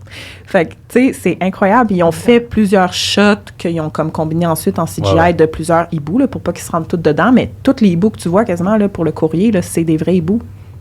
Oui, c'est incroyable. Il y avait beaucoup d'animaux pour, tu sais, le chien d'Hagrid, évidemment, c'est un vrai chien, là, ça paraît, mais il y en avait comme 3-4 différents de la même race, là, pour comme faire les différentes scènes, là, avec... Oui, parce que tu peux pas juste avoir un chien qui... Parce que si le chien décide que ça ne tente pas aussi. Là, tu peux pas rien faire. Les hiboux, il va pas s'envoler. C'est ça qui arrive, là. Puis, non, les hiboux, ça a marché aussi, puis bel job. Ça me fait penser, est-ce que Tofu, c'est du bon CGI? Ou c'est du moins bon? Je pense que comparativement au troll, c'est mieux. Tofu, ça marche. Ouais. Sauf que l'avantage avec Tofu, c'est qu'il était dans le noir. C'est vrai. Le troll, il était sous la lumière de néon. Ben, pas de néon, mais de toilette. De toilette, là, dans une ambiance. Fait que, juste l'ambiance fait que ça peut aider. Les CGI, si tu mets ça plus noir, l'ambiance est plus noire, il y a moins de lumière, ben, tu vois, automatiquement, déjà, tu vois moins les détails chez quelqu'un ou chez un chien, c'est dans le noir que c'est dans le soleil, dans l'éclairage. Fait que ça l'a aidé. Fait que le CGI reste le même, je pense, que le troll, sauf que ça paraît moins puisqu'il est dans le noir. Puis tu sais, en parlant de Touffu, j'ai trouvé ça drôle aussi dans le livre, je sais pas si vous avez remarqué, mais il parle que le chien a 3 personnalités. Ouais. J'étais comme... la tête, ouais. Ah, c'est ça, mais tu sais, moi, je savais vraiment pas ça, là. Je sais pas si c'est marqué dans les livres, mais je me rappelle pas d'avoir lu ça. Non, c'est pas dit dans les livres. C'était pour eux qui sachent comme quelle tête fait quoi, justement, au CGI. Fait que t'as une tête endormie, t'as une tête alerte, genre le premier qui ouvre les yeux, là, quand l'harpe, elle arrête de jouer. Puis intelligent. Ouais. Oui. Ça, nous, on le voit pas. Non. Mais on le voit d'une eux. certaine manière Oui. dans la fonction de comment ils agissent. C'est ça. Et ça, il faut qu'il y ait Oui. des gens qui pensent à ça, puis c'est la beauté des films. Ouais, Les gens sont payés pour penser à ça. Justement, là, tu sais, dans le livre, ils font comme un résumé de chaque étape là, Ouais. jusqu'à la pierre philosophale, le factouffu. Après, tu as le filet du diable. Oui. Tu sais, qui était trop cher pour faire en CGI. Fait Ouais. qu'ils ont vraiment fait des vrais tentacules qui étaient déplacés par des marionnettistes. Ouais. Fait que tu as vraiment des gens qui déplacent les tentacules puis qui les enroulent autour de Rupert, Daniel puis Emma, tu sais. C'est filmé en reverse. Oui. Fait qu'il tire, dans le fond. Oui, parce que tu peux Oui. pas donner l'effet. Ça, c'était-tu dit dans le livre? Ouais. Ça, moi, Oui. C'est en anglais, là. Non, mais c'est correct, parce que Mané, tu peux pas te tenir tout par cœur. Là. Moi, Ben tout, il y a oui, des non, bouts, non. tu vous dites, je suis comme, ah oui, c'est vrai. Mais, puis, c'est une technique qu'on utilise souvent en cinéma, c'est de faire un reverse action. Donc, les codes étaient enroulés, puis ils ont tiré pour faire l'effet que ça glisse sur le coup. Mais faire l'inverse, c'est impossible là, pour que ça s'entortille. Là. Fait que Non, c'est ça. ils ont tiré. Après ça, ils ont inversé l'image. Puis tu le vois quand même un petit peu quand... je sais plus si c'est Harry ou Ron parce que c'est Ron qui capote plus. Tu sais, tu le vois bouger, puis tu vois que ça bouge à l'envers un petit peu. Mais c'est très minime, mais si tu regardes comme il faut, c'est à l'envers. Mais Je ça, fais on pas fait ça attention. dans, Ouais, on moi fait ça aussi, dans j'ai pas beaucoup de remarqué choses. ça. Les accidents de voiture, c'est ça aussi. Là. Ils arrivent dans un arbre, et on commence à coller sur l'arbre, ils reculent vite, puis on met l'image à l'envers. Ah! Tout est Mind à blown. l'envers. Pardon? OK. C'est- C'est tout du Secret mensonge. là. C'est tournage. vraiment tout du mensonge. C'est tout pas vrai. Wow. Les clés volantes, par contre, ça, tout Ouais, fait au le- CGI. Tu sais, Gérer des clés. hey, imagine, là, OK, on va construire 100 clés, ils vont toutes voler en même temps, 1, 2, 3, Il aurait go. pu. Il aurait pu. Ben, il On aurait fait des pu. chandelles, Christy. Hey, ben, c'est ça. Avec tout ce que je vois C'est ça. que finalement, ils ont Ça fait aurait pour pu. vrai, ça m'aurait Mets même des pas cordes, étonné. puis t'es fait voler, puis... Parce que les échecs, le jeu d'échecs, ça, c'était Ça. True. un décor complet avec des vraies pièces taille réelle en argile, 12 pieds de haut pour certaines pièces, là, Ah, sûrement ouais. le cavalier, puis la reine, puis tout ça.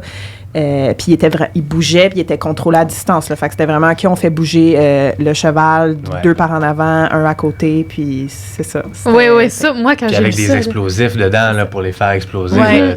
c'est la pression à air, en fait, qu'il avait dit. Il mettait pas d'explosifs Ouais. parce qu'il y avait des enfants qui étaient là, mais Il Il les disait, faisait dans le exploser fond, pour vrai. il, Ouais. il mentionnait dans le livre que la seule chose qui a été ajoutée, Ouais. c'est vraiment la poussière et les débris. Tout le reste de l'échiquier, tout est vrai. C'est fou, hein? on voit Ron Incroyable. recevoir une roche là, vraiment solide d'en face quand il tombe. Puis la roche, elle a fait une belle marque. Là, il n'y a pas quelqu'un qui a lancé une roche en face à Rupert en disant « Bon, parfait, ça marche, il saigne, c'est cool. » Tout ça, ça a été rajouté après. Puis, mais ça a été super bien fait. Là. Puis comme c'est des affaires qui vont vite, des images qui vont vite, des objets qui vont vite, ça paraît pas que c'est en CGI. Mm. Ça marchait bien. Avant de tranquillement s'en aller vers la Chambre des secrets, je voulais juste conclure avec quelques petites choses. Là, le chapitre dans le livre, je voulais juste revenir un peu sur Daniel puis Rupert. Là. Ouais. La scène Oui. dans le train quand ils se rencontrent, Oh ils n'ont pas été capables de la filmer ensemble parce C'est qu'ils étaient trop crampés. Ouais. Oui. Fait que ça aussi, on le remarque là, quand on y repense, c'est vraiment, tu vois Harry, tu vois Ron, tu vois pas les deux qui se parlent dans le Mhm. même plan, tu sais, parce qu'ils l'ont pas tourné ensemble. Non. C'était Chris qui faisait l'autre. Là. Fait que, mettons, Chris prenait la place de Ron. Il filmait Harry qui disait les répliques. Puis là, après, il faisait la même chose avec Ron, avec Rupert.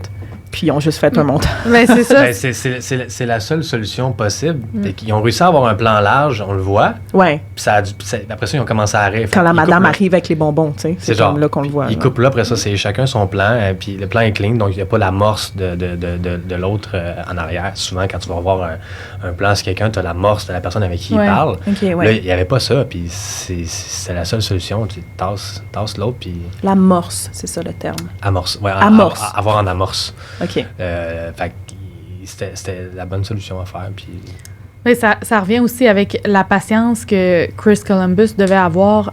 Tu sais, puis il était habitué de gérer des enfants, mais tu sais, ça l'a amené que, c'est ça, il faut que tu trouves des solutions, parce que, Ouais. tu sais, s'ils sont crampés, quand même que tu leur dis d'arrêter de rire, trop ils sont crampés, tu sais, c'est trop tard, puis... Ah ouais. Puis, hey, j'avais aussi une petite note par rapport à Peeves, parce que je sais qu'on Oui. en a parlé souvent, que tu en as parlé souvent plutôt dans les balados, mais j'en reviens pas que Peeves avait été casté et que la scène a été supprimée. Je suis comme... Ça a été tourné, là. Il a tourné, lui. Oui, ben les jumeaux, là, justement, ils sont Ouais. à un round table avec lui À la lecture, à la lecture de scénario, oui, ouais. ouais. Fait qu'il y avait une scène probablement avec les Ouais. jumeaux puis Peeves. Puis j'en reviens pas, je suis comme... Hey, moi, j'aurais tellement aimé ça qu'il soit dans les films, là, puis je pense qu'il y a beaucoup de gens qui auraient aimé ça, mais Mm. C'est là les C'est couples. Il y a des couples qu'on ne saura jamais pourquoi, mais il y a une raison. Puis il y a quand même un enjeu de temps de film. Là. Le premier film il dure 2h30, c'est quand même assez long. Là. C'est long pour un film. Là, pour des enfants d'aller au cinéma. Puis après ça, les films vont raccourcir un petit peu. Là, mais il faut que tu coupes des affaires. Puis je pense aussi que dans le début 2000, les films étaient moins longs. Tu sais, maintenant, de plus en plus, les films sont un peu plus longs, j'ai l'impression. Oui, tu sais, on n'est pas surpris de... On commence à avoir des films de 3 heures. Là, faut qu'ils se calment un peu. Là. Ben moi, je trouve ça long, là, 3 heures. Là, peu importe, là, c'est quoi, là, même si c'est un film que je vais adorer. 2 heures, c'est assez. Là. C'est ça. Mais souvent, là... Ou fait 2 films, puis c'est ce qu'ils ont fait avec les derniers livres. Là. Exact. Ben parce que sinon, ils coupent trop de choses. C'est ça. Fait que s'ils mettent tout, ça va faire des films de 7 heures. Là, OK. Puis, le chapitre dans notre livre Page to Scream se conclut vraiment avec la première du film, là, tu sais, que les jeunes étaient super, tu sais, ils n'en revenaient pas que... Le film n'est pas sorti, mais tu as des fans qui sont là pareil parce qu'ils veulent voir le vrai Harry Potter, la vraie Hermione, c'est qui va jouer dans le film. Fait que ça a été comme une super belle expérience pour eux, là, comme première de film, mais je les comprends. Tu sais, t'es fébrile là, d'être là. Il y a beaucoup de choses qui se passent. C'est excitant. Ben, je pense qu'ils ne s'attendaient pas non plus du tout à cette attention-là si grande. Dès le début. C'est ça. Tu sais, c'est impressionnant. Personne ne peut s'attendre à ça, là, puis ils l'ont eu, puis il y en a qui ont vraiment trippé, là. Emma Watson était vraiment contente, là.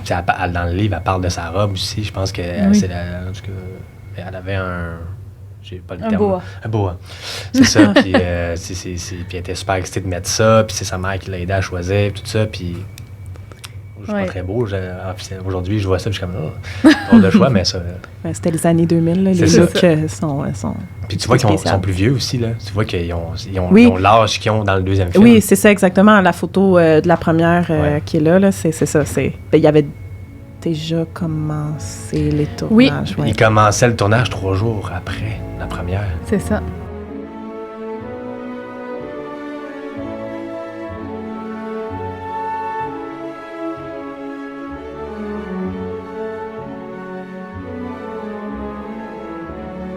Harry Potter et la Chambre des secrets. Très, très rapproché, comme on est en train de dire. Ils grandissent vite. Il y a une différence dans leur style. À l'écran, ça paraît. Les cheveux d'Hermione sont vraiment différents, plus ondulés. Harry, ça paraît qu'il a vieilli. Dans les voix aussi. Ouais. Oui. Même dans le doublage. Genre, ça paraît, c'est des voix... Tu sais, ils ont mué, là. Ouais. Le 11 septembre, sont en train de travailler, sont tous ensemble, ça arrive. Chris Columbus était genre super ébranlé parce que lui, il a vécu comme une grosse partie de sa vie à New York. Ouais. Fait qu'il était comme... Je pense pas que ça le dit, là, mais ils ont probablement arrêté ce qu'ils faisaient ce jour-là. Là, pour, avec le décalage horaire aussi, eux, c'était rendu la fin de journée. Là, quand ça se passait le matin à New York, là, il y a ça aussi. Mais bref, ça a été... Ils en parlent dans le livre, donc clairement, ça a été une affaire importante pour eux autres, là, qu'est-ce qui est arrivé là. Puis, ils disent aussi qu'il y avait des membres de l'équipe qui connaissaient des gens qui étaient peut-être proches à ce moment-là. Fait que, tu sais, ça a ébranlé la planète entière, là, mais même eux autres, là. Puis que, justement, ça, c'est arrivé en septembre. Puis là, en novembre, ils ont eu une première également aux États-Unis. Puis que, tu sais, il y a eu comme une vague d'amour. Ben, la première était à New York. Genre, merci d'être venu malgré ce qui s'est passé récemment à New York. Merci d'être là pour la première. Puis ça faisait comme, OK, là, il y a quelque chose de beau qui se passe dans la ville. La première d'Harry Potter. Il aurait pu repousser la première parce que quand ils sont arrivés là, il y avait encore, tu sais, il y a eu de la fumée longtemps. Il y a eu de la fumée longtemps qui sortait du World Trade Center. Là, fait qu'ils sont allés là, puis ils ont fait la première. Puis les gens étaient contents. Puis je pense que tout le monde avait besoin d'être ça. Puis pendant ce temps-là, tu as oublié ce qui venait d'arriver un mois avant, puis tu as écouté un super film, tu as vu des acteurs. C'est la plus belle chose qu'ils ont pu faire. Là. My God, j'ai des frissons. Oui, je pense que les acteurs, ils se rendaient compte aussi, ils mentionnent dans le livre que de voir justement cette vague d'amour-là, à quel point que leur présence pouvait apporter quelque chose de positif dans la vie des autres, puis qu'en bout de ligne, en étant la figure de Harry Potter, peu importe le rôle qu'il avait, ça reste que tu as comme... cette charge, ben pas cette charge-là, mais mettons les gens comme... Charge, c'est bien. Oui, c'est ça. T'as comme la charge que tu vas faire sentir des gens bien, fait t'as quand même une certaine responsabilité au niveau de quand tu sors publiquement parce que les gens t'observent puis tu leur apportes quelque chose de bien, fait que c'est c'est vraiment... mais effectivement, ça lui a fait du bien, je pense, d'avoir la visite des acteurs. Clairement. Donc là, dans le fond, tu sais, pourquoi ça s'était autant rapproché, le 1 puis le 2, ben tu sais, c'est un peu expliqué, là, ils devaient tourner rapidement parce que les enfants, tu veux pas, justement, qu'ils vieillissent trop vite à l'écran. Ouais. Ça a paru un peu là, entre le 2 puis le 3, même entre le 3 puis le 4. Là, ils savaient qu'elle allait faire 7 films. Là, c'était clair. Fait que là, avec le succès du 1, sont rushés, ben, c'est ça, sont rushés. Puis c'est ça. Dans ces âges-là, tu grandis vite, là, de 10, 11, 12, 13 ans. Oui, ça va vite. Puis il explique aussi, c'est le bout qui m'a fait le plus rire, c'est que les hormones embarquent aussi. Oui! J'avais hâte qu'on en parle. Les hormones embarquent. Puis, c'était mon bout préféré dans le livre. Oui, mais les pour petites vrai, amourettes sur le plateau. God. Puis Daniel Radcliffe qui tombe amoureux de la moindre fille qu'il voit. Oui! Même dans le crew, là, dans l'équipe, il prévoit la chef Grip qui s'occupe... La nièce d'une madame qui est juste là pour la journée. Il va tomber amoureux. Il tombe amoureux de toutes les filles. Fait que toutes les figurantes qui sont passées à côté de lui, là, ben Daniel Radcliffe est tombé amoureux de toi, maintenant. Oui, c'est ça. Il y a eu un clic sur toi. Tu peux dire ça à tout le monde, là. Moi, Daniel Radcliffe, j'ai trippé sur moi. Puis Emma, elle, c'était... Tom Felton. Mais ça, c'est comme super... Ça, c'est connu. Puis que Tom Felton, il dit, tout le monde le savait, je le savais. Puis tu sais, moi, comment je pensais que ça paraissait pas tant que ça. Ça paraissait. Il y a juste Rupert, qui était comme pas mêlé là-dedans. Rupert crush, juste bien friendly avec tout le monde, concentré sur ses affaires. Je l'aime full. Oui, mais tu sais, par rapport à Emma, c'est drôle aussi qu'il y a eu un peu un retour de la balance, parce qu'à un moment donné, c'est Tom qui était plus intéressé vers elle, là, tu sais. Elle était déjà belle, mais après, elle est devenue tellement wow, là. Puis lui, il a manqué sa chance, tant pis. Oui, il vieillit moins, je sais pas, il est comme... Puis au niveau des contacts physiques aussi, tu sais, elle mentionne, là... C'est bon, ça. Parce que, c'est ça, tu sais, il y a certaines choses, Emma Watson, elle dit que...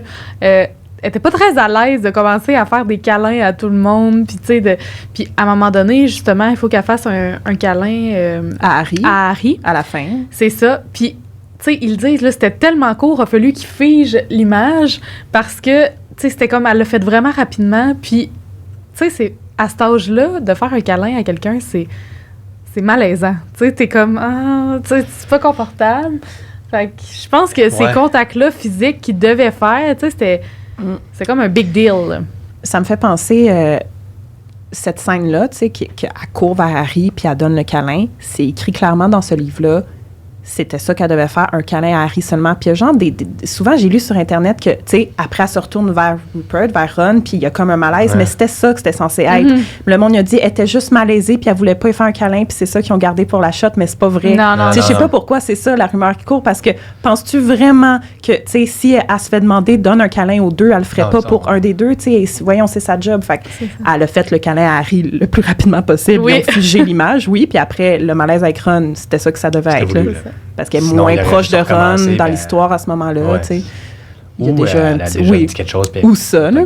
Mais je pense que ce qui est le fun avec ça, ce qu'a dit Emma Watson, c'est que là, rendu au deuxième film, elle était capable de dire mon personnage... Parce qu'elle voulait pas faire ça, parce qu'elle disait, mon personnage, pas sûr qu'il ferait ça. Pas sûr que Hermione va courir dans la salle. Elle n'est pas comme ça. Puis c'est là que les acteurs commencent à développer leur personnage, puis à le donner...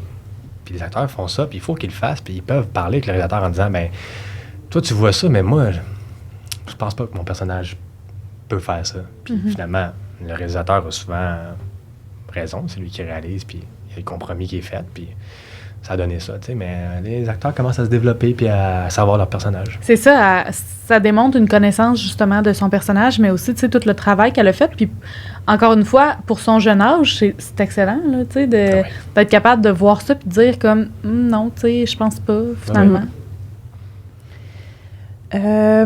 On a Rupert puis Dan qui sont encore très, très crampés pendant ce film-là. Daniel qui dit, je pense que c'était le film où que ça a été le plus tough.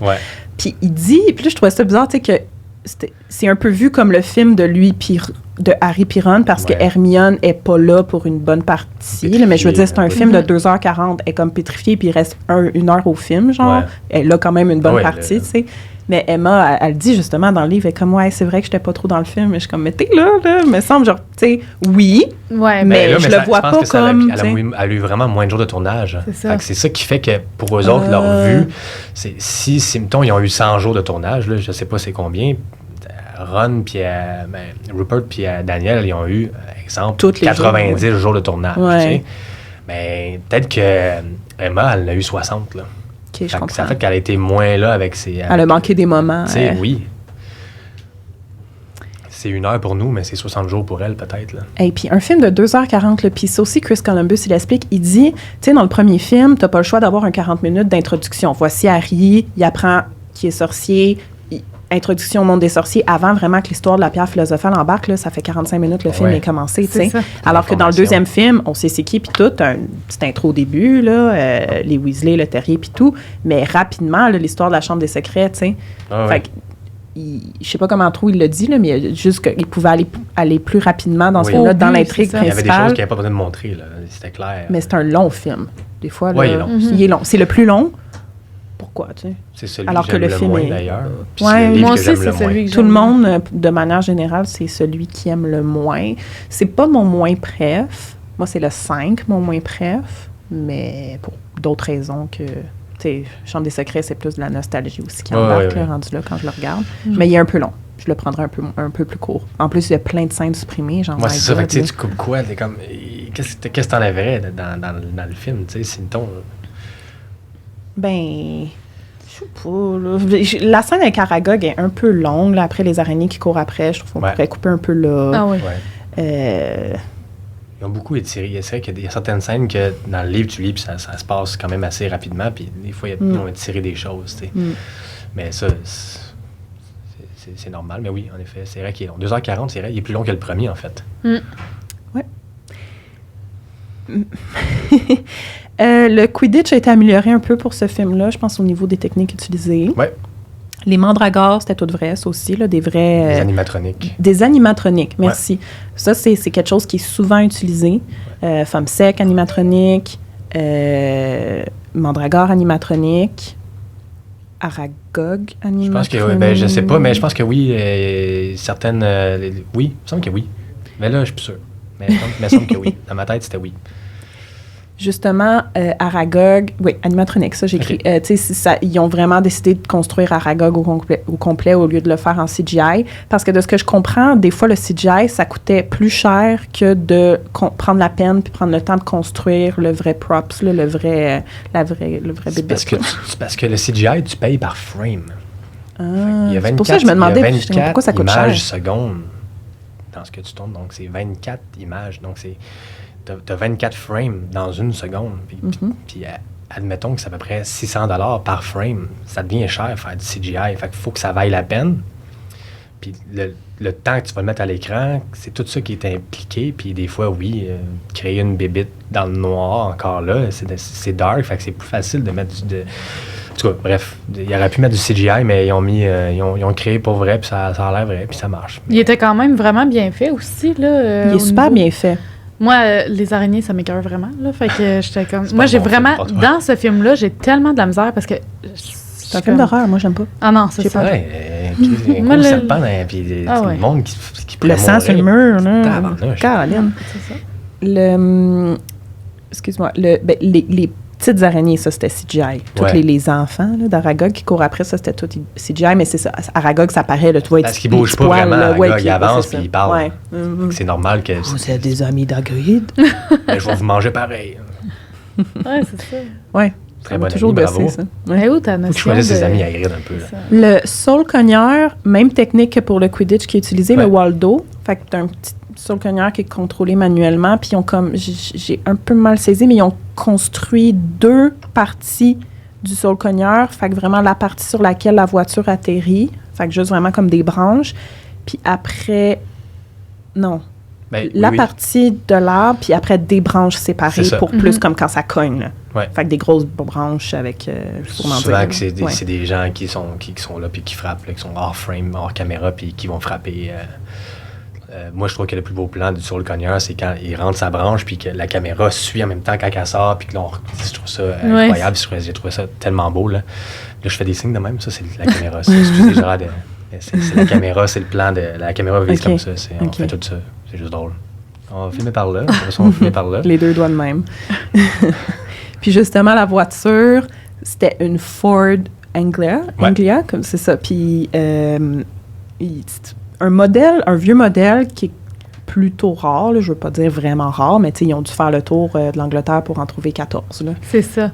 Mais tu sais, aussi, ils mentionnent qu'ils ont été dans les cours à scrap là, pour aller en chercher parce qu'ils voulaient pas, c'est ça, ils voulaient pas briser des voitures vintage. Ouais, c'est ça qui est plus poche, c'est une nouvelle voiture, t'as brise, c'est pas grave, tu peux en faire, mais ça, les méthodes de construction de ces voitures-là, elles n'existent plus, fait que scrap, c'est fini, t'en auras plus, puis ça vaut quand même quelque chose. Oui, c'est ça. Puis tu sais, même ça reste une partie de l'histoire, là, fait que tu sais, quand tu peux la garder, 14 voitures, c'est quand même pas rien. Là. Le terrier, c'est bref, là, ce qui est dit dans le livre là, par rapport au terrier, ça a été construit en ayant en tête que... construit, je veux dire, ça a été imagé en ayant en tête que c'était Arthur Weasley qui l'a construit en utilisant en récupérant plein de choses du monde moldu, là. Fait que des planches de bois, bon, c'est aussi simple que ça, de la pierre, puis tout, puis des objets, puis fait que la maison, elle a vraiment un vibe chalet, mais elle a quand même une vibe sorcier aussi. Elle est juste parfaite, là. Elle est vraiment bien faite. Je veux vivre là. Je veux vivre là.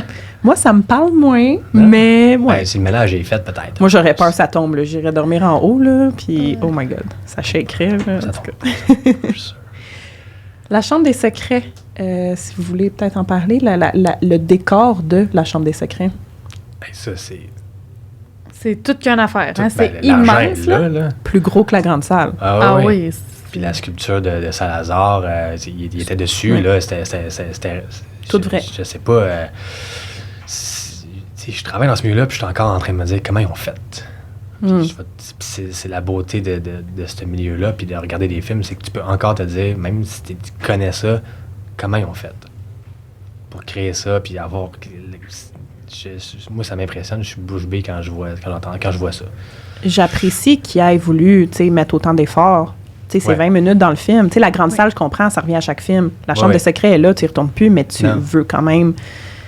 Aussi parce que tout le film, il y a un mystère, la chambre des secrets, où la chambre des secrets, elle ressemble à quoi, puis là, t'arrives là, il faut que ce soit grandiose. C'est un personnage, c'est le titre du livre. Puis c'est sous terre, tu sais, fait que c'est comprenable que ce soit gros de même, tu sais. Ah ouais.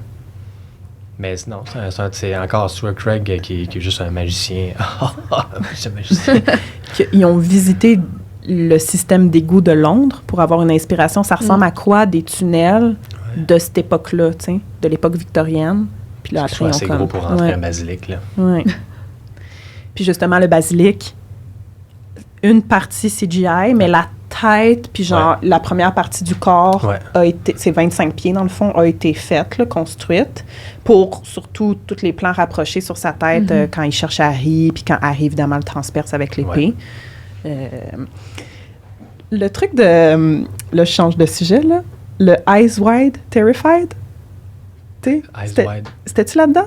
Je pense que oui. Eyes Wide Terrified. Remets-moi en c'est que quand Chris, il voyait que Daniel n'avait pas exactement la bonne réaction, Chris, il disait « OK, là, Dan, Eyes Wide Terrified ». Fait que yeux ouverts, elle a l'air terrifiée. Puis c'est resté dans tout le reste des films, même si Chris Columbus n'était plus réalisateur. Après, comme entre les acteurs, c'était genre « OK, là, Eyes Wide Terrified ». Tu sais, pour une scène où il faut que tu aies l'air apeuré, ou peut-être même juste une scène où il faut que tu mettes beaucoup d'émotions.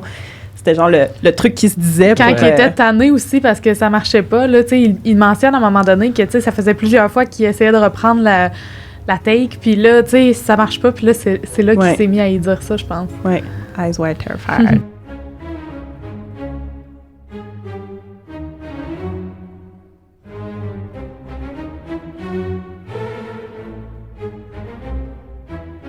Dobby, premier personnage dans les films d'Harry Potter créé complètement en CGI. Premier élément, là, 100% CGI. Ben, personnage, là, parce que tantôt, mettons, les clés volantes, ça, c'est CGI, mais c'est pas un personnage, là. Quand il filmait les scènes avec Dobby, c'était un stick avec une balle de tennis plantée au bout C'est vrai. pour comme faire la tête de Dobby. Fait que un peu, c'est ça, là, l'amorce? Non, Non, c'est pas la même chose. Ça, c'est plus dans le C'est pour le regard, en fait, Ouais, du comédien qui regarde les yeux de...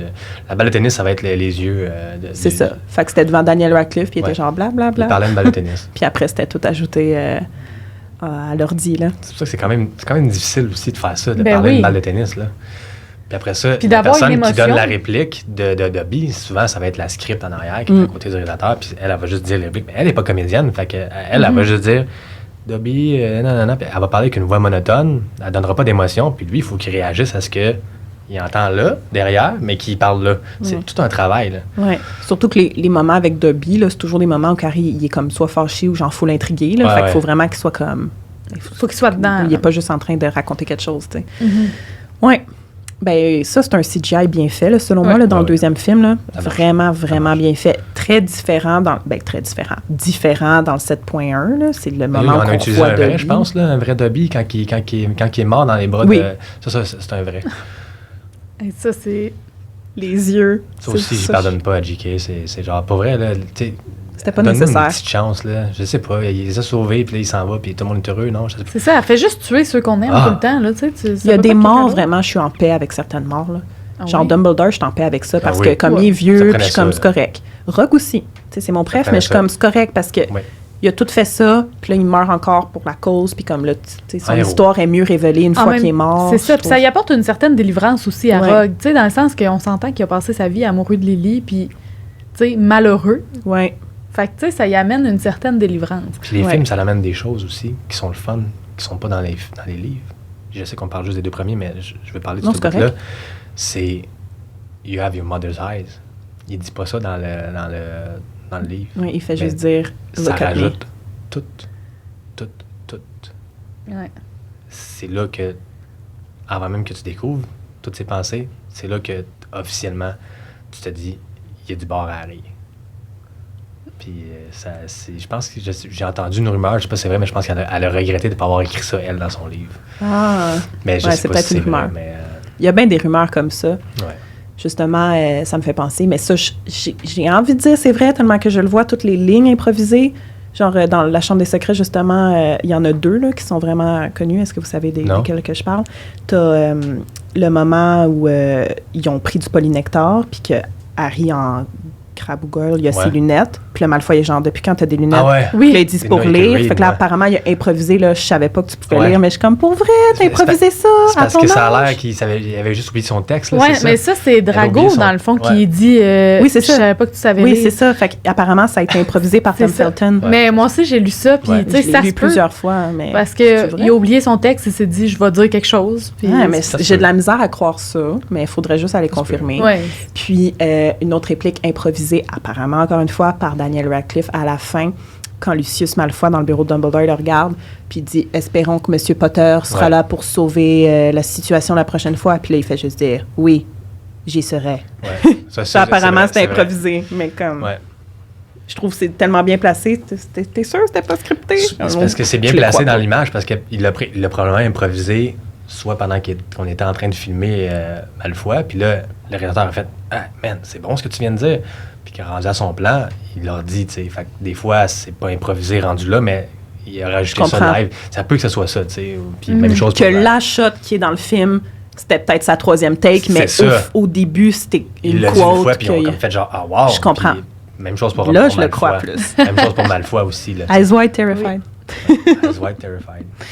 Ouais. J'ai presque fini mes notes, là, tu sais, le dénouement de tout ça, cette production-là, tu sais, Chris Columbus qui prend la décision de ne pas revenir pour le troisième film, qui l'annonce individuellement à J.K., à Rupert, Emma puis Daniel, parce que c'est une grosse nouvelle. Tu sais, tout le monde pensait que ce serait la même équipe, la même famille pour tous les qu'ils sont films. Tu sais, ensemble, tu vois t'as la confirmation qu'il va y avoir autant de films qu'il y a de livres. Ouais.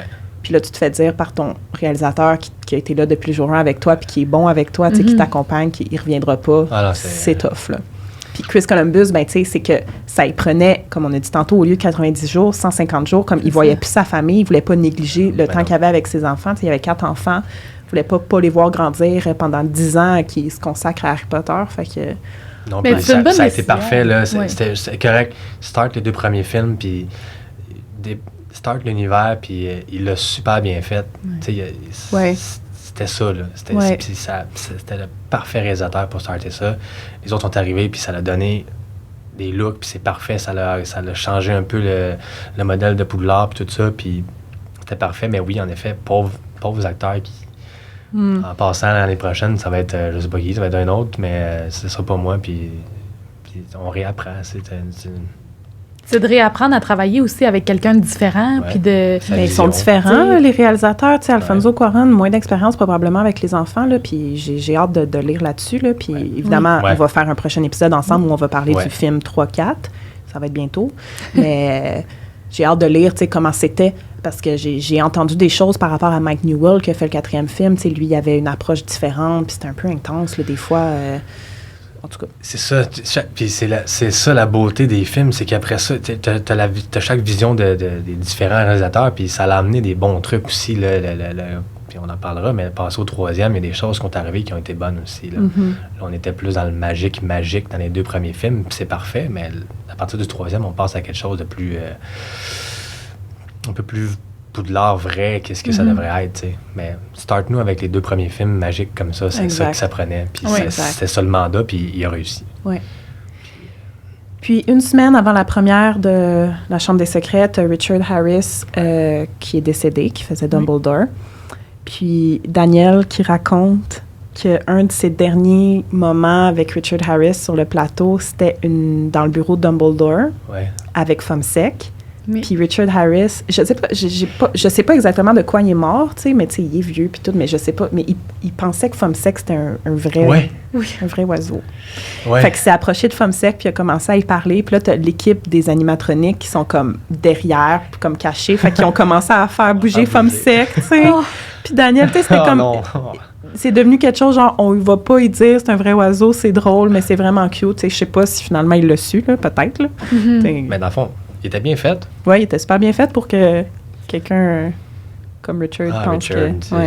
c'est ça, là, c'est mon regret. J'aurais aimé ça qu'il soit là jusqu'à la fin. Moi, il était bien vieux, là. Il bougeait pas fort, là. Tu sais, moi, j'aime ça, Michael Gambon, l'autre Dumbledore, qui est dynamique tout en étant âgé, l'âge qu'il doit avoir pour le personnage. Tu sais, il est pas tant déguisé, là. Oui, OK, c'est une fausse barbe, là, comme Richard Harris aussi, mais tu le vois qu'il est vieux, mais c'est ça, plus d'activité dans ses mouvements.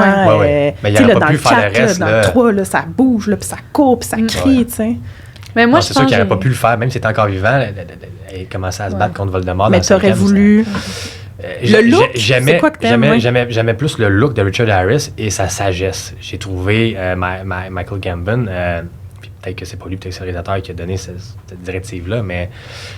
puis on s'en parlera dans le 4, mais quand il court en descendant les marches, là, excusez-moi, là, mais non merci. C'est sûr, c'est le réalisateur. Qui a pensé à ça? Réalisateur. Comment ça se fait que Michael Gambon n'a pas fait « Dude, tu veux vraiment que je cours puis que je pogne arrive, je suis Dumbledore. » Richard Harris l'aurait jamais fait comme ça. Ça aurait été debout. Harry, did you put your name in the peu comme dans le Comme dans le... Oui, exact. Puis c'est ça. C'est juste ça. Mais j'ai beaucoup aimé le Dumbledore de Richard Harris. Au niveau du look aussi, ça marchait mieux. La barbe était plus blanche. C'était lui, mon Dumbledore. Moi, non. Mais moi aussi, c'est plus le deuxième. Mais en même temps, les points que tu apportes, je suis d'accord. Mais je commençais à plus l'aimer. Mais les deux étaient excellents. C'est comme un choix difficile à faire. Mais personnage, on dirait. Michael Gambon, c'est peut-être parce que, oui, il a été dans plus de films. Ben oui. Je me suis comme plus habituée à ce Dumbledore-là, même puis si j'adore ça s'agit un peu Harris. plus dans les derniers films aussi. Il est comme plus calme puis plus mystérieux. Parce que c'est vrai que des fois, il y a des réactions un peu extrêmes par rapport à comment il est décrit dans les livres. Je regarde les films puis mes ongles cassent, là, je graffine, là, puis je suis comme... Je peux pas croire que ça a passé, je peux pas croire qu'il y a personne qui a rien dit. Puis les gars, ils ont regardé le montage, le réalisateur, il a fait « Ouais, c'est cool. » Ça, c'est bon, ça. Je peux pas croire. Bon, ben, c'est ce qui conclut ce qu'on avait à dire, là, à moins que vous aviez une petite dernière note sur la Chambre des Secrets, mais on va pouvoir terminer l'épisode ici. J'ai une question, en fait, puis je veux savoir ce que tu en penses. Jason Isaac, Lucius Malfoy, super beau personnage, à la fin, quand on a l'impression qu'il va lancer le sortilège d'Avada Kedavra à Harry, là, trouves-tu que c'est ça? Trouves-tu que ça marche? Trouves-tu que ça a de l'allure qu'il ait mis ça dans le film? Parce mais que tu c'est t'en pas dans rappelles le pas? livre. On en a parlé, ça, dans le balado, mais je me rappelle plus dans quel épisode. Tu sais que dans le fond, il était en train, Jason Isaac, de lire le 4e tome à ce moment-là. Ah Puis oui, c'est dans le oui, 4e c'est tome ça. que Avada arrive. Fait que, tu sais, lui, s'était fait juste dire, va comme si tu allais lancer un sort à Harry. Ah ouais. Puis ça ressemble à Avada, ce qu'il dit. OK. Parce que c'est comme ça qu'il planait consciemment, sûrement dans sa tête, à cause qu'il était en train de lire la coupe de feu. Puis là, bien évidemment, nous, c'est tout ça qu'on assume, avec raison. Oui, Ben, c'est c'est un ça. peu ça aussi, tu sais. Ouais. Mais c'était pas ça qui était scripté. Ouais, c'est ça. C'était un peu de l'impro à ce Ok. moment-là, juste comme gna gna gna. Tu sais, puis. Ouais, c'est Ouais, un peu fait, bizarre. fait que tout le monde, oui, mais tout le monde est genre. Tu sais, ça, c'est aussi un fait qui a été un peu comme modifié là, avec Ouais. le temps, juste comme, c'est ça qu'il a fait, Jason Ok. Isaac, à ce moment-là. C'est Avada qui a lancé volontairement pour tuer Harry, mais c'est pas vrai, tu sais. Casting parfait, lui aussi, pour Lucius. Là, Ouais. ça marche. Vraiment. J'adore. Kevin, Elisabeth, merci. Hey, merci. Merci. C'était vraiment Là, cool. on va continuer, nous trois, dans l'après-show Patreon. J'ai envie de vous poser des questions sur votre avis général sur les films. Là. J'aimerais savoir c'est quoi votre film préféré. On en a un peu parlé aujourd'hui. Puis avoir votre point de vue là, sur plein d'autres affaires. Là, de manière générale Cool. sur les films. Ben oui. Apprendre à plus vous connaître, là, tu sais, par rapport à, c'est ça, votre amour pour le cinéma puis pour Harry Potter. Fait que ça va être dans l'après-show Patreon. Merci encore. Merci. Merci à toi. C'était Merci le à toi. fun. C'était My vraiment God, j'ai fun. tellement... En tout cas, merci vraiment pour vos connaissances, là, en fait, que vous avez partagées aujourd'hui. Là. C'était Ah, c'est vraiment fun. agréable. Puis j'ai hâte de vous recevoir pour un épisode sur le 3-4, un épisode sur le 5-6, puis un épisode sur Sept, les deux parties du 7. Là, ça va être Ouais. incroyable. Toute information qui va être tirée, évidemment, de ce livre-là. Ouais. N'oubliez pas, Page to Screen, l'information est dans le descriptif de l'épisode. Si vous voulez, vous le procurez. Merci tout le monde d'avoir été à l'écoute. On se voit au prochain épisode. Bye! Salut.